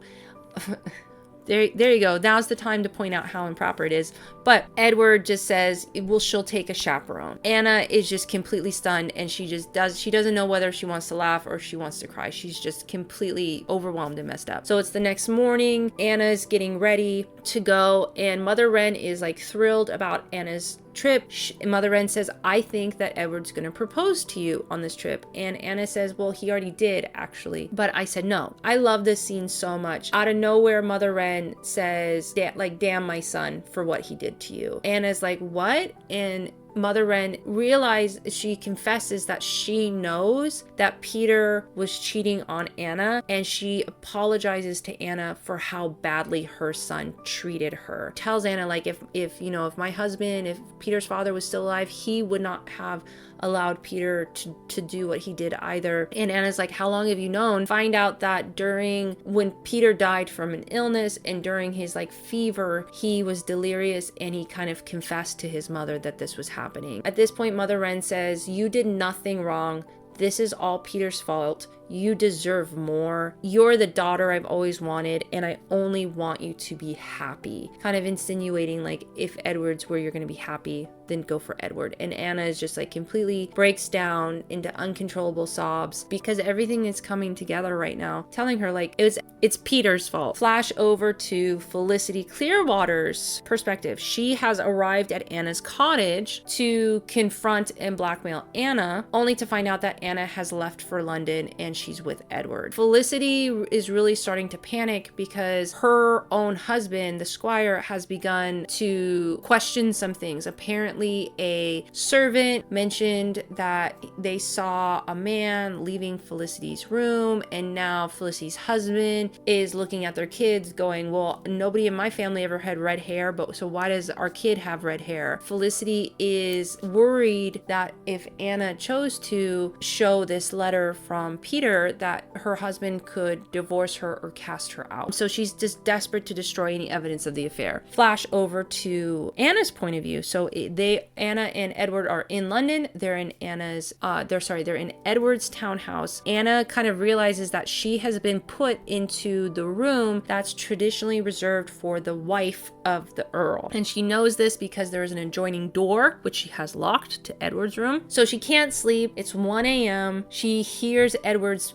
boots on the stairs, the landing. He goes into his room. And then a moment later, Edward enters her room that she had locked using a key. Edward, stop it. He's also carrying 2 glasses of brandy. Anna says, I don't really like brandy, but kind of in a moment of impulse, she says, but you can drink your brandy in here. Edward puts both glasses down. He starts to get undressed and walk towards Anna, and Anna is just completely speechless. Edward says, like, if you want to stop, you need to say no now. Anna doesn't. She nods. At this point, Edward climbs onto the bed. For the first time, without masks, without deception, they make love. The experience is like deeply intimate, it's perfect. Anna orgasms just from having sex because it's just from the perfectness of the moment. Nothing else happens. They both climax simultaneously, which is definitely a romance novel thing. That's how you know you met your true love. Then she immediately falls asleep, which I appreciate her doing that. The next morning, after their intimate affair, Edward is still in bed with Anna, and they're both awakened by Davis, Edward's valet, like coming in the room and screaming when he sees where Edward's at.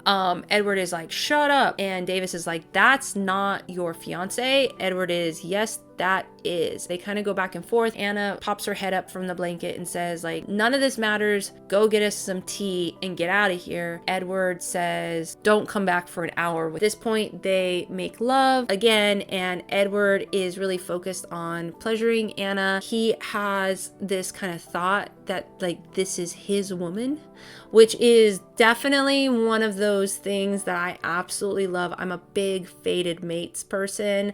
I love it when we have a werewolf be like mine. Very primal. I love it. So this was all the feels for me. After they make love, Edward says, well, now you definitely have to marry me because you've been like triple compromised. Anna says no. Again, no. Not just because that's stupid, but also because you have a fiance. Edward says, I'm gonna end my engagement immediately. Anna says, like, do not do that. Please do not marry me out of some misplaced sense of duty. And then she says, like, my husband cheated on me because I could not have kids. Edward, good on him, green flag, recognizes this is a very important moment where he should not be sarcastic or snide or jokey or anything. He says exactly the right thing. He says, I want to marry you because you're you. I know you can't have kids. I want to marry you. I have no illusions about that. I will never take a mistress because I want you. And he also says that he knows that his words are not enough and only time will prove like his loyalty and his actions to her.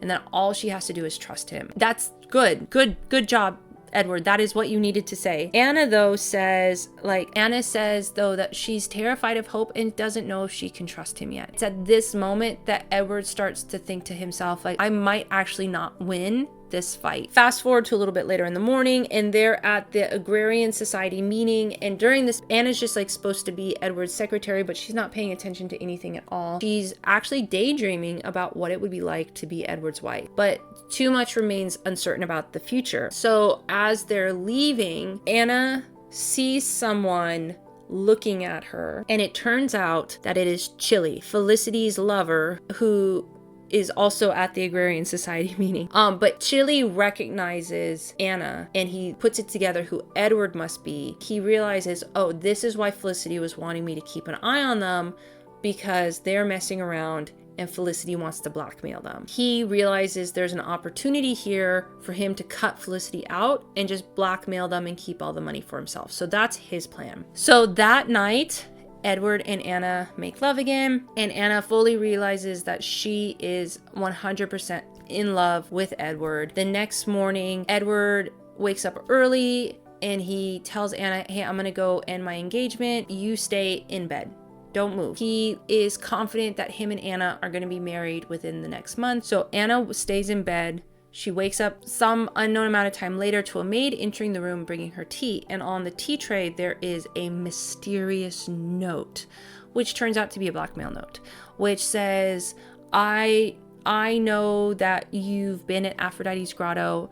Bring me 100 pounds to Aphrodite's grotto tonight, or I'm gonna make sure everybody knows and that Edward's name gets dragged through the mud. So Anna decides that the only solution is for her to protect Edward by leaving Edward. Go over to Edward's point of view. He manages to break off his engagement to Sylvia. He heads home and he's so excited, only to find Anna is gone. And he's like, I don't know what I did. I don't know why she left me. And he sinks into like a huge despair and he's very sad. Sometime later that day, a friend of his from the Agrarian Society shows up and says, well, what are you going to do about it? Are you gonna apologize and get Anna back, try to help her with whatever problem she has, or are you just gonna sit here and cry? And Edward's like, well, I don't know what to do. This guy, his name's Iddlesley, says, well, you can start by helping her with the person who's blackmailing her. And Edward goes, what? She's being blackmailed? Iddlesley says, yes, here, Davis found this note that says that she's being blackmailed. The two go off to Aphrodite's grotto to confront the person who is blackmailing Anna. Meanwhile, Anna is like halfway back to Little Battleford. She is on a post coach. The coach stops to change horses at an inn. Anna gets out to stretch her legs. Told who should be there but Felicity Clearwater. Felicity wastes no time. She says, you had better give me my locket and my letter, or I'm going to make sure everybody knows that you have been having an affair with Edward. At which point it clicks into place. Anna never knew that Felicity was the person that Peter had affair with. But everything like clicks into place in her head at that point. Realizing she has nothing to lose, Anna says, no, you better back off and leave me alone, or I'm going to tell everybody that you were having an affair with my husband. So you can't blackmail me. I'm going to blackmail you back. Sure that everyone would love to know why your kid has red hair and my husband had red hair. Apparently, this is something that Felicity never considered, this mutually assured destruction. She doesn't know what to do or to say in response to Anna, and Anna says, I'm taking your carriage. Anna takes Felicity's carriage and she goes back to London to return to Edward. Anna shows back up at Edward's townhouse. Edward's not there. She finds out he's at Aphrodite's grotto. She runs to Aphrodite's grotto. As soon as she gets there, Chili grabs her and is all like, where's my money? But before anything else can happen, Edward, who's been waiting for this whole thing to happen, grabs Chili. The two get into a duel, which of course Edward wins. After knocking Chili out and everyone being a-okay, Anna and Edward declare their love for each other. They finally agree to get married. They kiss. They have their happily ever after. In the epilogue, we see Anna reading a bedtime story to a little boy. And so we know that she and Edward have had at least one child, that Anna is now pregnant with their second. So not only are they happily ever after, they're happily ever after. There you go. There is your very detailed summary of The Raven Prince. But don't worry, I left a lot out. If you haven't read the book and anything I said made you want to read the book, there's still more in there that I didn't focus on. I didn't really focus on anything except like the central love story. But now we are going to jump into the analysis of the text, which is the part that I'm really excited for.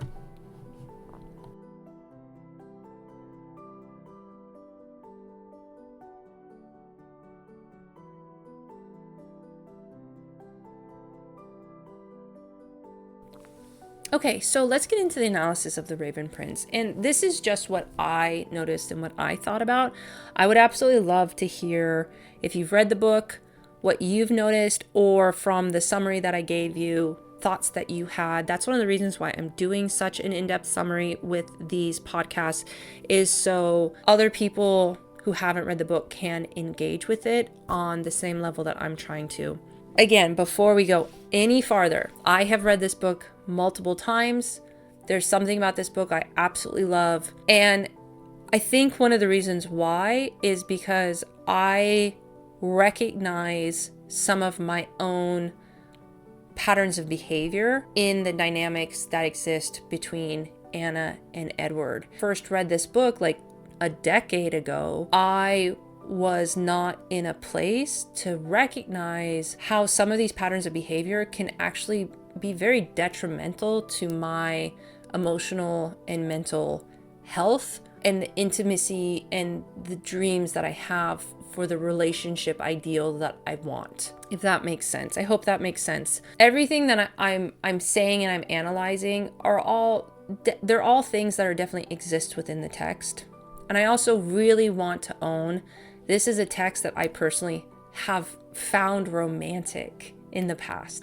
I need to own that. All right, so let's start off with like one of the easier ones, which is all of the ways that the text really plays with the ideas of like gender norms and restrictions on women's agency. So from the get-go, we as readers know that Anna is chafing at the societal expectations that have been placed on her. And she is actively defying these societal expectations, such as seeking employment in order to be able to support her mother-in-law and the orphan girl that they took in to help train as a maid. Her decision to seek outside employment rather than to give up her home and to throw herself and her mother-in-law on the mercy of their closest male relatives, this is like unheard of for women of her status at the time. Like I said earlier in this podcast, like that's what Jane Austen had to do. Jane Austen and her sister and her mom, they did not have a home. They would stay with one of Jane's brothers, and then one of their uncles, and then one of their cousins. Like, they were basically, Jane specifically writes about in her notes about living in this sort of like genteel poverty, where she wasn't allowed to just like be at this person's home. She was a de facto nanny to their kids. So she had to work in the house for her room and board by like taking care of the kids and stuff. But because she was a family member and she was a lady, she was never going to be compensated for her work in any way, shape, or form. And that is the future that Anna could potentially be facing. And so her desire to get employment is a huge deal in this period of time. Additionally, Anna's decision to stand up against the leading men in her society, and to take in Pearl, who is a marginalized woman, it really showcases her resistance to the social structures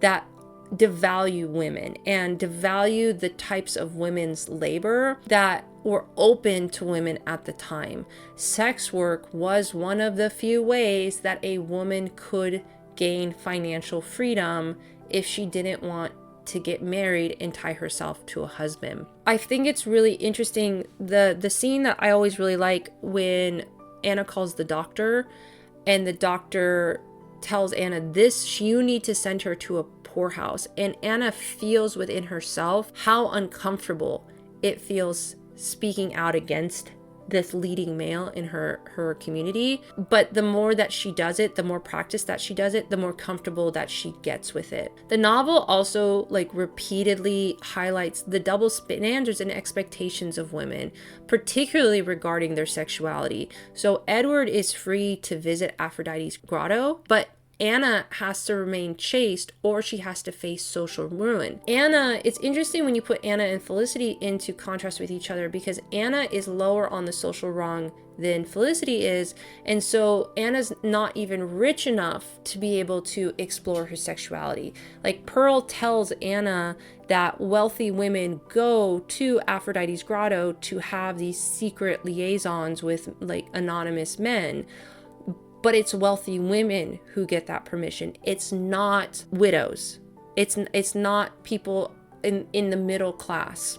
Something I really appreciate in the novel is that Anna,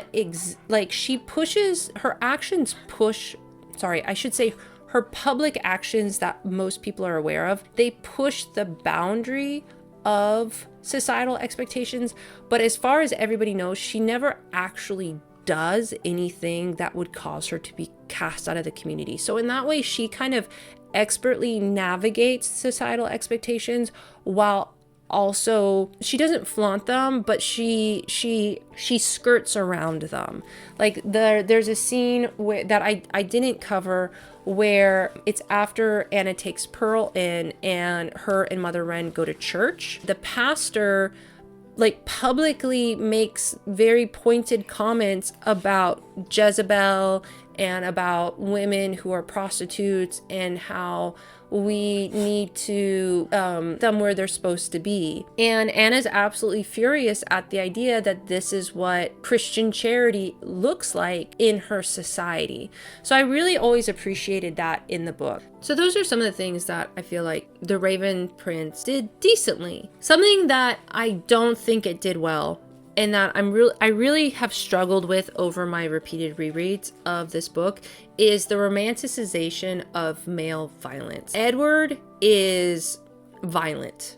Like, there's no way around it. He is repeatedly depicted as throwing objects, starting fights, using physical intimidation. In the scene in Aphrodite's grotto where he's asking Aphrodite, who was the woman that was in my room, and Aphrodite doesn't know the answer, Edward gets right up in her face and is trying to physically like loom over and intimidate her. Edward uses his size and his strength against Anna several times, both to pick her up and kiss her, and to like grab her and shake her. In the text, it really seems like these are perfectly acceptable actions, both because Edward is a man, but also because he is a rich man. The reader is really kind of invited to forgive his behavior because he has these moments where he's very caring in other ways. Like he buys Anna the roses,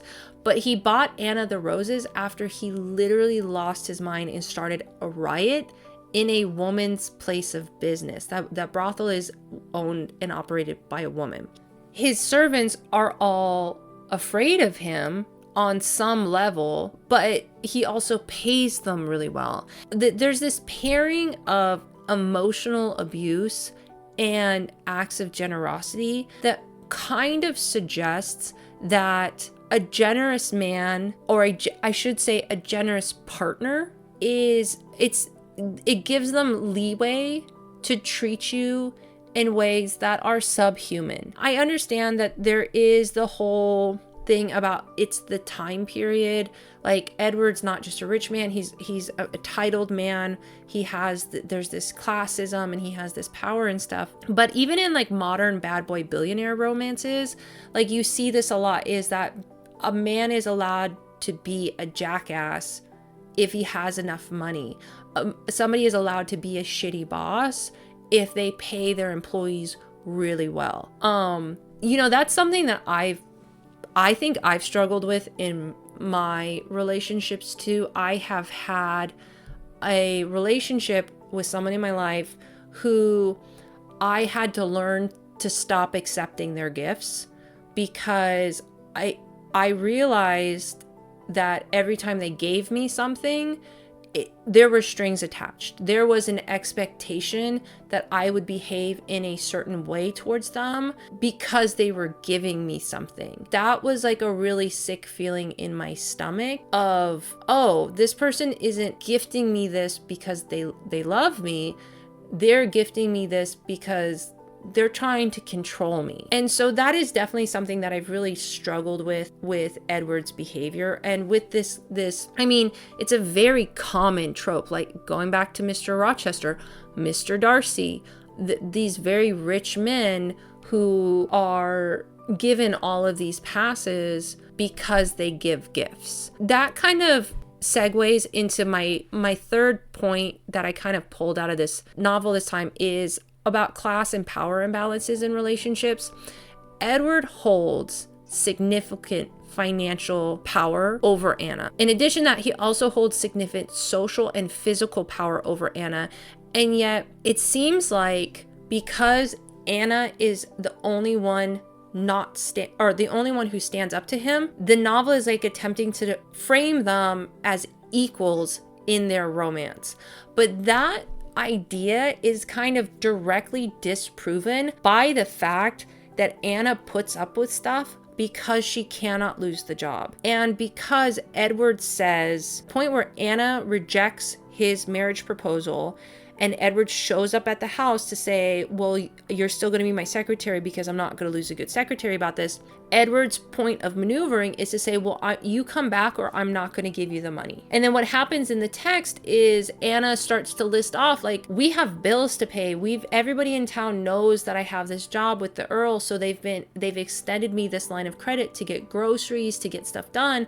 I have to pay those bills. So that really shows Edward is not afraid to use his power and privilege and to wield it in a way to get what he wants. And now that I'm kind of reflecting on this, I'm really questioning, does Edward ever actually accept Anna's no at any point in the text? He doesn't, now that I'm saying this, he doesn't accept her no's and he doesn't accept her yeses, because she says in the text, I want you to kiss me. And he says, no, I can't. And then she says, no, I won't marry you. And he says, yes, you will. It's just occurring to me now how much he completely disregards, oh my gosh, absolutely every thought and feeling that Anna says. Anna says, I don't know how to ride. I'll have a groom teach me. No, I'll teach you.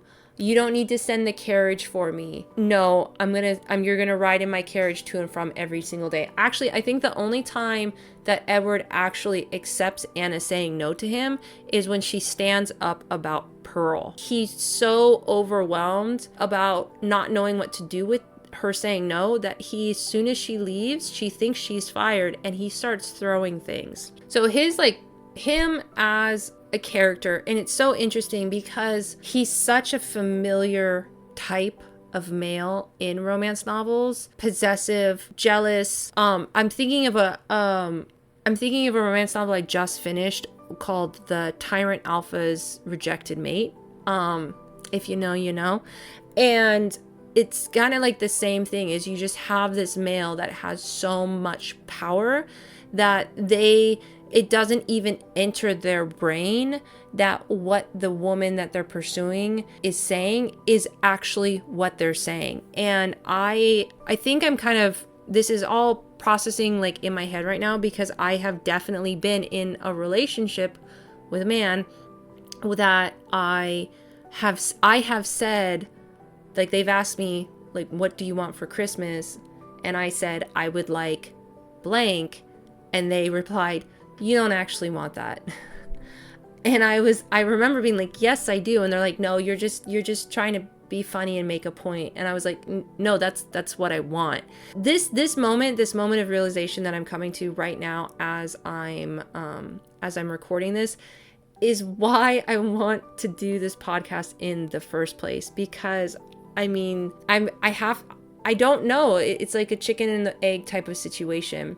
Did I find this behavior appropriate and acceptable? I have to say, would I find this behavior appropriate and acceptable and romantic if I had never read romance novels? Or did romance novels put these ideas in my head as romantic? Because like I said, I started reading them when I was literally 7.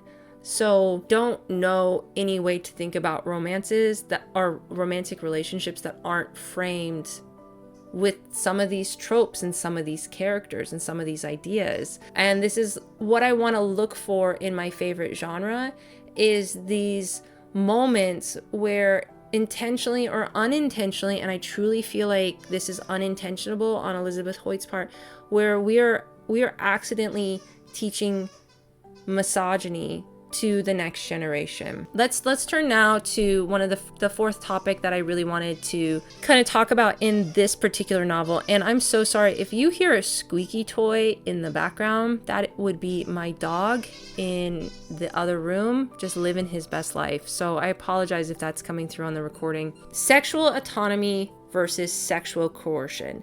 And at this point, I've really been talking about Edward's problematic behavior in the relationship, but we really have to hold Anna up to we have to hold the magnifying glass up to Anna just as much as we have to hold it up to Edward. Because even though Edward commits a bunch of tiny violences against Anna, Anna commits a huge violence against him. Her choice, it's so interesting because this book was published in 2006. So this is like before wokeness became a thing. And I say that term as someone who describes themselves as I'm proudly woke. Proudly, I woke up and then I was woke. This is very interesting to me because Anna's choice to engage with Edward at Aphrodite's grotto is framed as empowering to her. She is reclaiming her sexuality. She is taking what she wants in this quote unquote way that a man does. But on deep reflection, she deliberately deceives him and she takes away his consent. As I was talking about earlier in the podcast, Edward chose not to have sex with her. He wanted something else. So in that sense, she does big R him. She does. Doesn't matter that he enjoyed it. Doesn't matter. He thought she was someone else. I want to double down on this by thinking about the 1980 movies Revenge of the Nerd. If you haven't seen it, there is a scene in there where a bunch of nerds are getting back at the jocks, and there's this very famous scene that has since been called out in which one of the nerdy characters had sex with one of the jocks' girlfriends who thinks she's having sex with her boyfriend. And it is not until after that she finds out that she just slept with someone else, someone that she would not sleep with if she knew who he was. Like she rejects him earlier in the movie. In that movie, what happens is once she finds out that it was him, she's like, oh, instead of being like horrified at this like violation of her trust and body, she's like, oh, well, maybe I just need to give nerds more of a chance if they're all that good. And she winds up wanting to break up with her boyfriend and be with this nerdy guy because like the sex is just that good. That scene has been rightfully called out in media as being like very manipulative, as being all of those things. And it's just, and that movie came out in the 80s. And I think it's just so interesting that we have the exact same situation in reverse and it's being framed as romantic. I'm a big fan of the Bechdel cast, which is was actually a great inspiration for this podcast. It's an examination of women, Caitlin Duran and Jamie Loftus, and they are examining women through an intersectionalist feminist lens. And so often they'll come into a situation and they'll go, well, let's reverse it. If this was a man doing this to a woman, would we be okay with it? And if the answer is no, then we can't be okay with a woman doing it to a man. And that's what's happening here, is if we reversed this situation, if Edward had deceived Anna into having sex with him, this would be a totally different story. It's just so interesting how romantic it's framed. I have to do this as an example of me doing the work inside myself. Like the first 2 times I read this book, I thought it was super romantic. I thought it was hot. I thought it was sexy. Elizabeth Hoyt is an excellent writer, by the way. She does spice so good. I cannot take that away from her. Now, Edward's reaction to Anna, to discovering the truth of the situation, it is violent. It is violent. I mean, he grabs her, he pushes her against a wall, but it's also like a very confused reaction because he's also kissing her, which is in some way, like the fact that he cannot stop himself from kissing her, even when he's calling all of her names, kind of sets the scene for the reader to excuse what she did to him, because it's clear he wants her. It is clear throughout the whole book he wants her, and it kind of forgives Anna's actions by like, well, you know, if Edward could just get his head out of his class conforming butt, he would see that Anna's the right woman for him. Doesn't matter. I think that this is one of those examples in a romance novel where a very dangerous and hurtful idea is being framed as being deeply romantic, and what's more than that, justifiable because she loves him. But it's not okay. It's not okay under any circumstance. And I'm not saying that somebody read this book and then was like, okay, well, I know what I'm gonna go out and do to my crush. It's not that anybody read this book and said that, but I can see a situation where an idea lodges in the back of the reader's brain of kind of perpetuating that idea of, well, maybe they really wanted it. I think I'm processing this as I'm speaking out loud into this microphone and my cat is near me, that's add to that perception. Well, he really wanted it. It's okay because he wanted it. You know, this is one of those moments where the patriarchy is so dangerous, not just because of what it does to women, but because of what it does to men. And it's moments like this that do make it so hard for men to be able to come out and say, I was essayed. I had this violence committed against me, because it is, in this instance, perceived as, well, it's okay because he wanted it. In the end, he wanted it. And his reaction after the fact is that, oh, I'm going to get Anna to marry me, and I'm going to do it by seducing her with my body that she can't resist. And because she can't resist it, and that's why she did this whole thing. So, yeah. So I guess that's enough to say about that for now. But what we're going to turn to is the kind of Madonna whore dichotomy and purity to politics that kind of exists in the book. And this is a big chunk. This is directly related to actually what we were just talking about, because a big part of what Edward's problem with what Anna did was that he had put her up on this pedestal. She was pure, she was unblemished, she was an innocent that needed to be protected, even though she had been married before. She, in his mind, was not like other women because she was smart, she was intelligent, she's funny, she stands up to him. He's not used to finding a woman that he can talk to about with agriculture. Refuses to engage in a romantic relationship with her because of all of these like ideas about her that she's this pure creature. It's not until she shows herself to be human, like to be lusty and to have done this thing to him, that he like becomes violent against her, and that he actively starts to pursue a sexual relationship with her after he knows she's not as, quote, pure as he thought.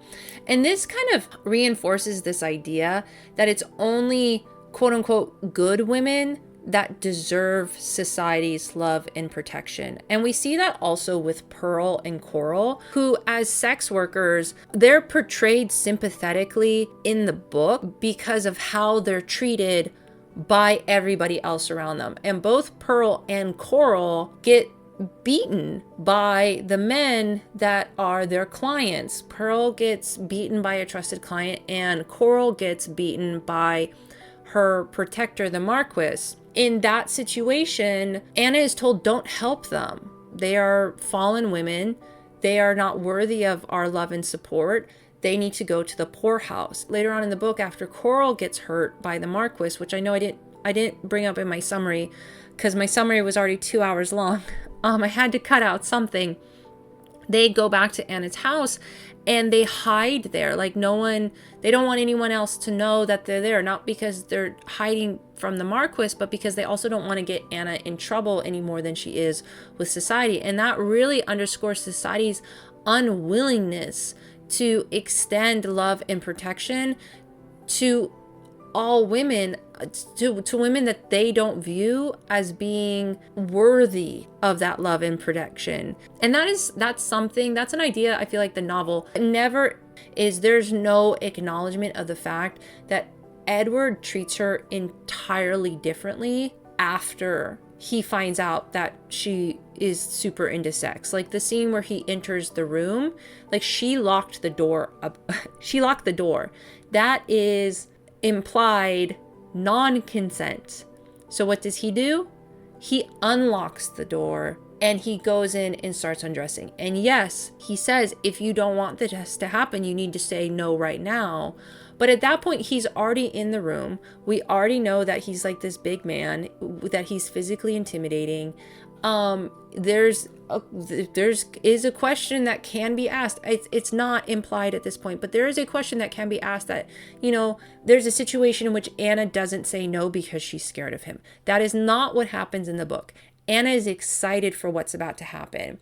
But this is also another example of Edward basically taking whatever Anna says she wants or doesn't want and just completely ignoring it. There's all that. And then in so much of that scene, actually, that scene of Edward coming into the room is, if this is not what you want, say no now. That's a great segue into Edward's insecurities. And that's one of the things I really want to talk about. Edward is a deeply insecure man about his physical appearance. When it comes to his physical appearance, he has pockmarked scars.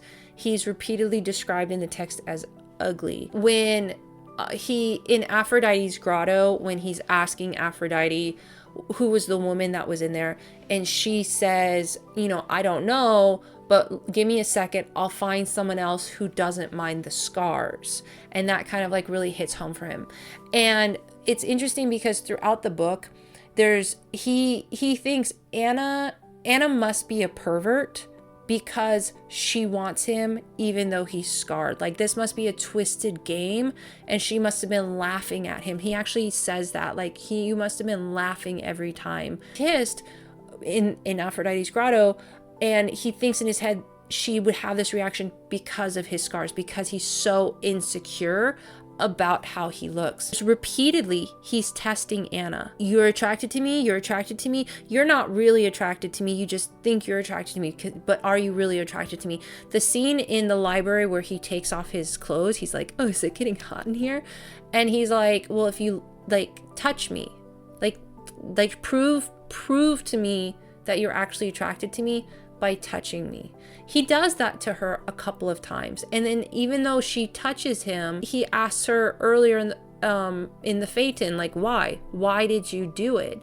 And he's like so unwilling to hear her say, it's because I truly like you, which is really sad when you think about it, because his insecurity about his appearance drives so much of him pushing her away, even though she has repeatedly said, I want you.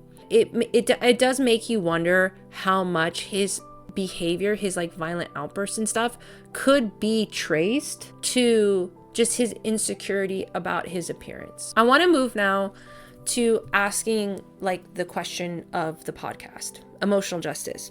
Does the Raven Prince represent emotional justice? And again, going back to that definition that is in the Romance Writers of America, is a romance novel has an emotionally satisfying and optimistic ending, in that the lovers are rewarded with emotional justice and unconditional love. So emotional justice, as I have come to understand it based on my research of the topic, is about recognizing, addressing, and repairing emotional harm. Okay? It ensures that individuals receive validation, healing, and equitable treatment. And that's a concept, that's a societal concept. And there's a lot that I'm leaving off about this because I'm using this to apply it to a romance novel. So I'm trying to be really focused with this lens. So the questions that I want to ask of the Raven Prince are the emotional wounds of the characters acknowledged and addressed? Is justice achieved for those who have been wronged in the book? Are power imbalances meaningfully confronted and rectified? And do the characters grow in ways that promote emotional equity? Okay, so let's start with number one. Is the emotional wounds recognized and acknowledged? I would say absolutely yes. Anna's emotional wounds are definitely recognized, I would say, more by the reader than by Edward, because the reader knows a lot earlier on that Anna's dealing with this emotional wound about her husband's cheating, and then later on about her infertility. We, the reader, know that much sooner than Edward ever finds out. But once Edward finds out, he recognizes that she is carrying a wound that might mean that he doesn't actually win the outcome that he's trying to get. Edward's emotional wounds are all over the place. Like we were just talking about, he's deeply insecure about his appearance, and he's internalized the concept that he will be rejected due to the wound that was inflicted on him by his first wife. I would also say, though, that the novel prioritizes Edward's emotional wounds over Anna's. And it was what I was just saying about him dealing with his insecurities. He repeatedly tests Anna. Do you actually find me attractive? There are a couple of points in the novel where we have him telling Anna his kind of tragic backstory. In the stable, he tells about his family and his need for his heir. And then at Rebecca's child's birth, he tells her about my wife dying in childbirth and what she said to me. There's only one time that Anna tells Edward what happened to her. And there's only one very quick moment in the bed in the morning where he tells her, where he gets a chance to acknowledge and recognize her pain. The novel is weighted in Edward's favor in that sense. And it's also interesting because Edward is the more emotionally immature of the two. Anna is light years ahead of him in terms of emotional maturity. And it is almost as if the situation is, because Anna is a woman and is more emotionally mature, she is better able to handle and help support Edward's emotional immaturity and his insecurities. And suddenly Paris Paloma's song Labor, all day every day, therapist, mother, maid, all that just popped into my head right now, because that is really, I think, how Anna gets positioned when it comes to recognizing and acknowledging emotional harm. She is Edward's therapist. No, and nobody else is allowed to be Edward's therapist because they're all too intimidated by him. But she's the only one that's able to stand up and comfort him. Yes, so the answer to that one is yes, it's there, but it's weighted in Edward's favor. Next point. Is justice achieved? And by that, is justice achieved by those who have been wrong? No. I'm going to say no.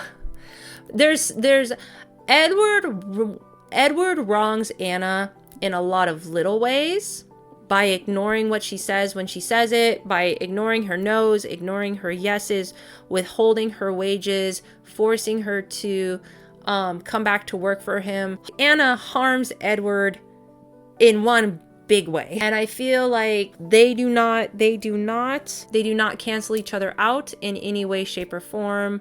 And both characters, Anna is so patient and willing to be punished after her perfidy is discovered. But also, like, Anna, girl, do you want to be with a guy that when he gets angry, he calls you all of those names? Just asking. Both characters are rewarded with love and devotion. Like, we get the happily ever after, we get the love story, but at the end of the day, we have zero resolution for the conflict that was existing between them. And this is really coming clear in my head, because there's this author I love, Cressley Cole.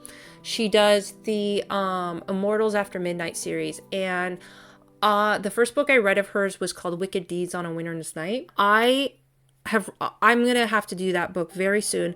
I've reread The Raven Prince 3 or 4 times. I've reread Wicked Deeds on a Winter Night 5 or 6 times. Like, I love that book.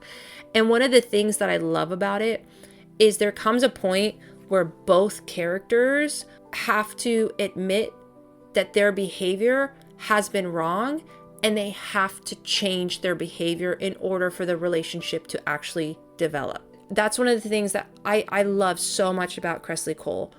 Both of her characters always have to give up being right about something in order to make the relationship work. What I'm realizing right now, neither Anna nor Edward has to give up anything about what they were being right about. Yes, Anna says she's sorry, but she would still hold firm that what she did out of love. And she repeatedly tries to explain that to Edward. Edward apologizes to Anna for yelling at her, I think 1, maybe 2 times, maybe 2, but he just repeatedly yells at her going forward. Neither character actually gets held accountable in any way, shape, or form for their actions. And they don't grow from it either. Or that leads into the question, do the characters grow in ways that promote emotional equity? And I'm very sorry, no, they don't. They really don't. I would actually say neither character grows at all. Wow. Oh, I'm really thinking about I'm really diving into this book now. I love this book. And I'm judging it, so I'm giving it a much, I don't want to say I'm judging it. I'm analyzing it as clear-eyed as I possibly can. Like I said, Edward apologizes at times, but his growth is minimal. He has very dangerous behaviors, jealousy, entitlement, violent outbursts, never meaningfully addressed. We have no understanding if he's gonna, like, the assumption is he's gonna continue these behaviors even after they're married, which is I gotta find something positive right now, which is kind of a positive, because both of them fully accept each other, flaws and all, which is great. But yeah, these very dangerous behaviors are never meaningfully addressed. And then Anna, I mean, the whole concept of what she did to Edward never really mentioned again after Edward decides he's going to seduce her. She was already a completely formed human being when she got there. She was already practical, kind-hearted. She was already three-dimensional, and it's basically like she's just being fitted into Edward's life, and she is fulfilling her role of absorbing the emotional labor. She's not fixing him. In no way, shape, or form do I see anything that she has done as changing his behavior or quote unquote fixing him, because his behavior doesn't change. But what she does is she just repeatedly gives him acceptance and absorption of all of his behaviors that are already present. So I honestly don't think that the characters grow in a way that will promote emotional equity. I don't see, even though they had a baby together and they're married and they're happily ever after and they've resolved their differences, I don't see their internal dynamic altering at all once that final page turns over, which I need to fully acknowledge here. I have a relative, her and her husband have a marriage in that they are constantly like taking bites out of each other, and they have been married for like 30 years. And that's just their dynamic. And sometimes I look at their dynamic and I'm all like, are you guys okay? Yeah, we love each other. We've never been happier. And so, I mean, I want to I'm going to have acceptance. If this is what works for Anna and Edward, I'm glad it works for you. So the question of I'm looking back at the questions right now that I was asking. So are power balances meaningfully confronted and rectified? No, they are not. I mean, Anna does kind of get lifted up in the eyes of society in the sense that she becomes the wife to the Earl and stuff, and she gets this financial freedom and stuff. But like I was just saying, I don't see their dynamic changing just because Anna has money now. That money, first of all, is still controlled by Edward. I don't see this dynamic changing at all. If you can hear, both my dog and my cat are like circling me now. They're like, Mom, you've been doing this for 3 hours. You need to finish. I want to thank everybody for sticking with me this long. If you have, I really enjoyed making this episode. This is actually the second time I'm recording this episode. I recorded it yesterday and then just wasn't thinking, shut my laptop, and that I hadn't saved the episode. So this is a complete re-recording of this episode. Both recordings were 3 hours long, so that didn't change. So really quickly, I'm still figuring out my intros and my outros, but I want to say thank you, and that's my cat hissing at my dog. I want to give credit to Ivan Luzan, who is the composer of the theme that's been playing in the background of this episode, which is called I Love You, which I found on Pixabay, which is a website that gathers resources for content creators to use for free, royalty free, but I still want to make sure everyone knows who is the composer of this music. And yeah, thank you so much for taking the time to listen to me. I hope this was a nice, cozy podcast for you, and I look forward to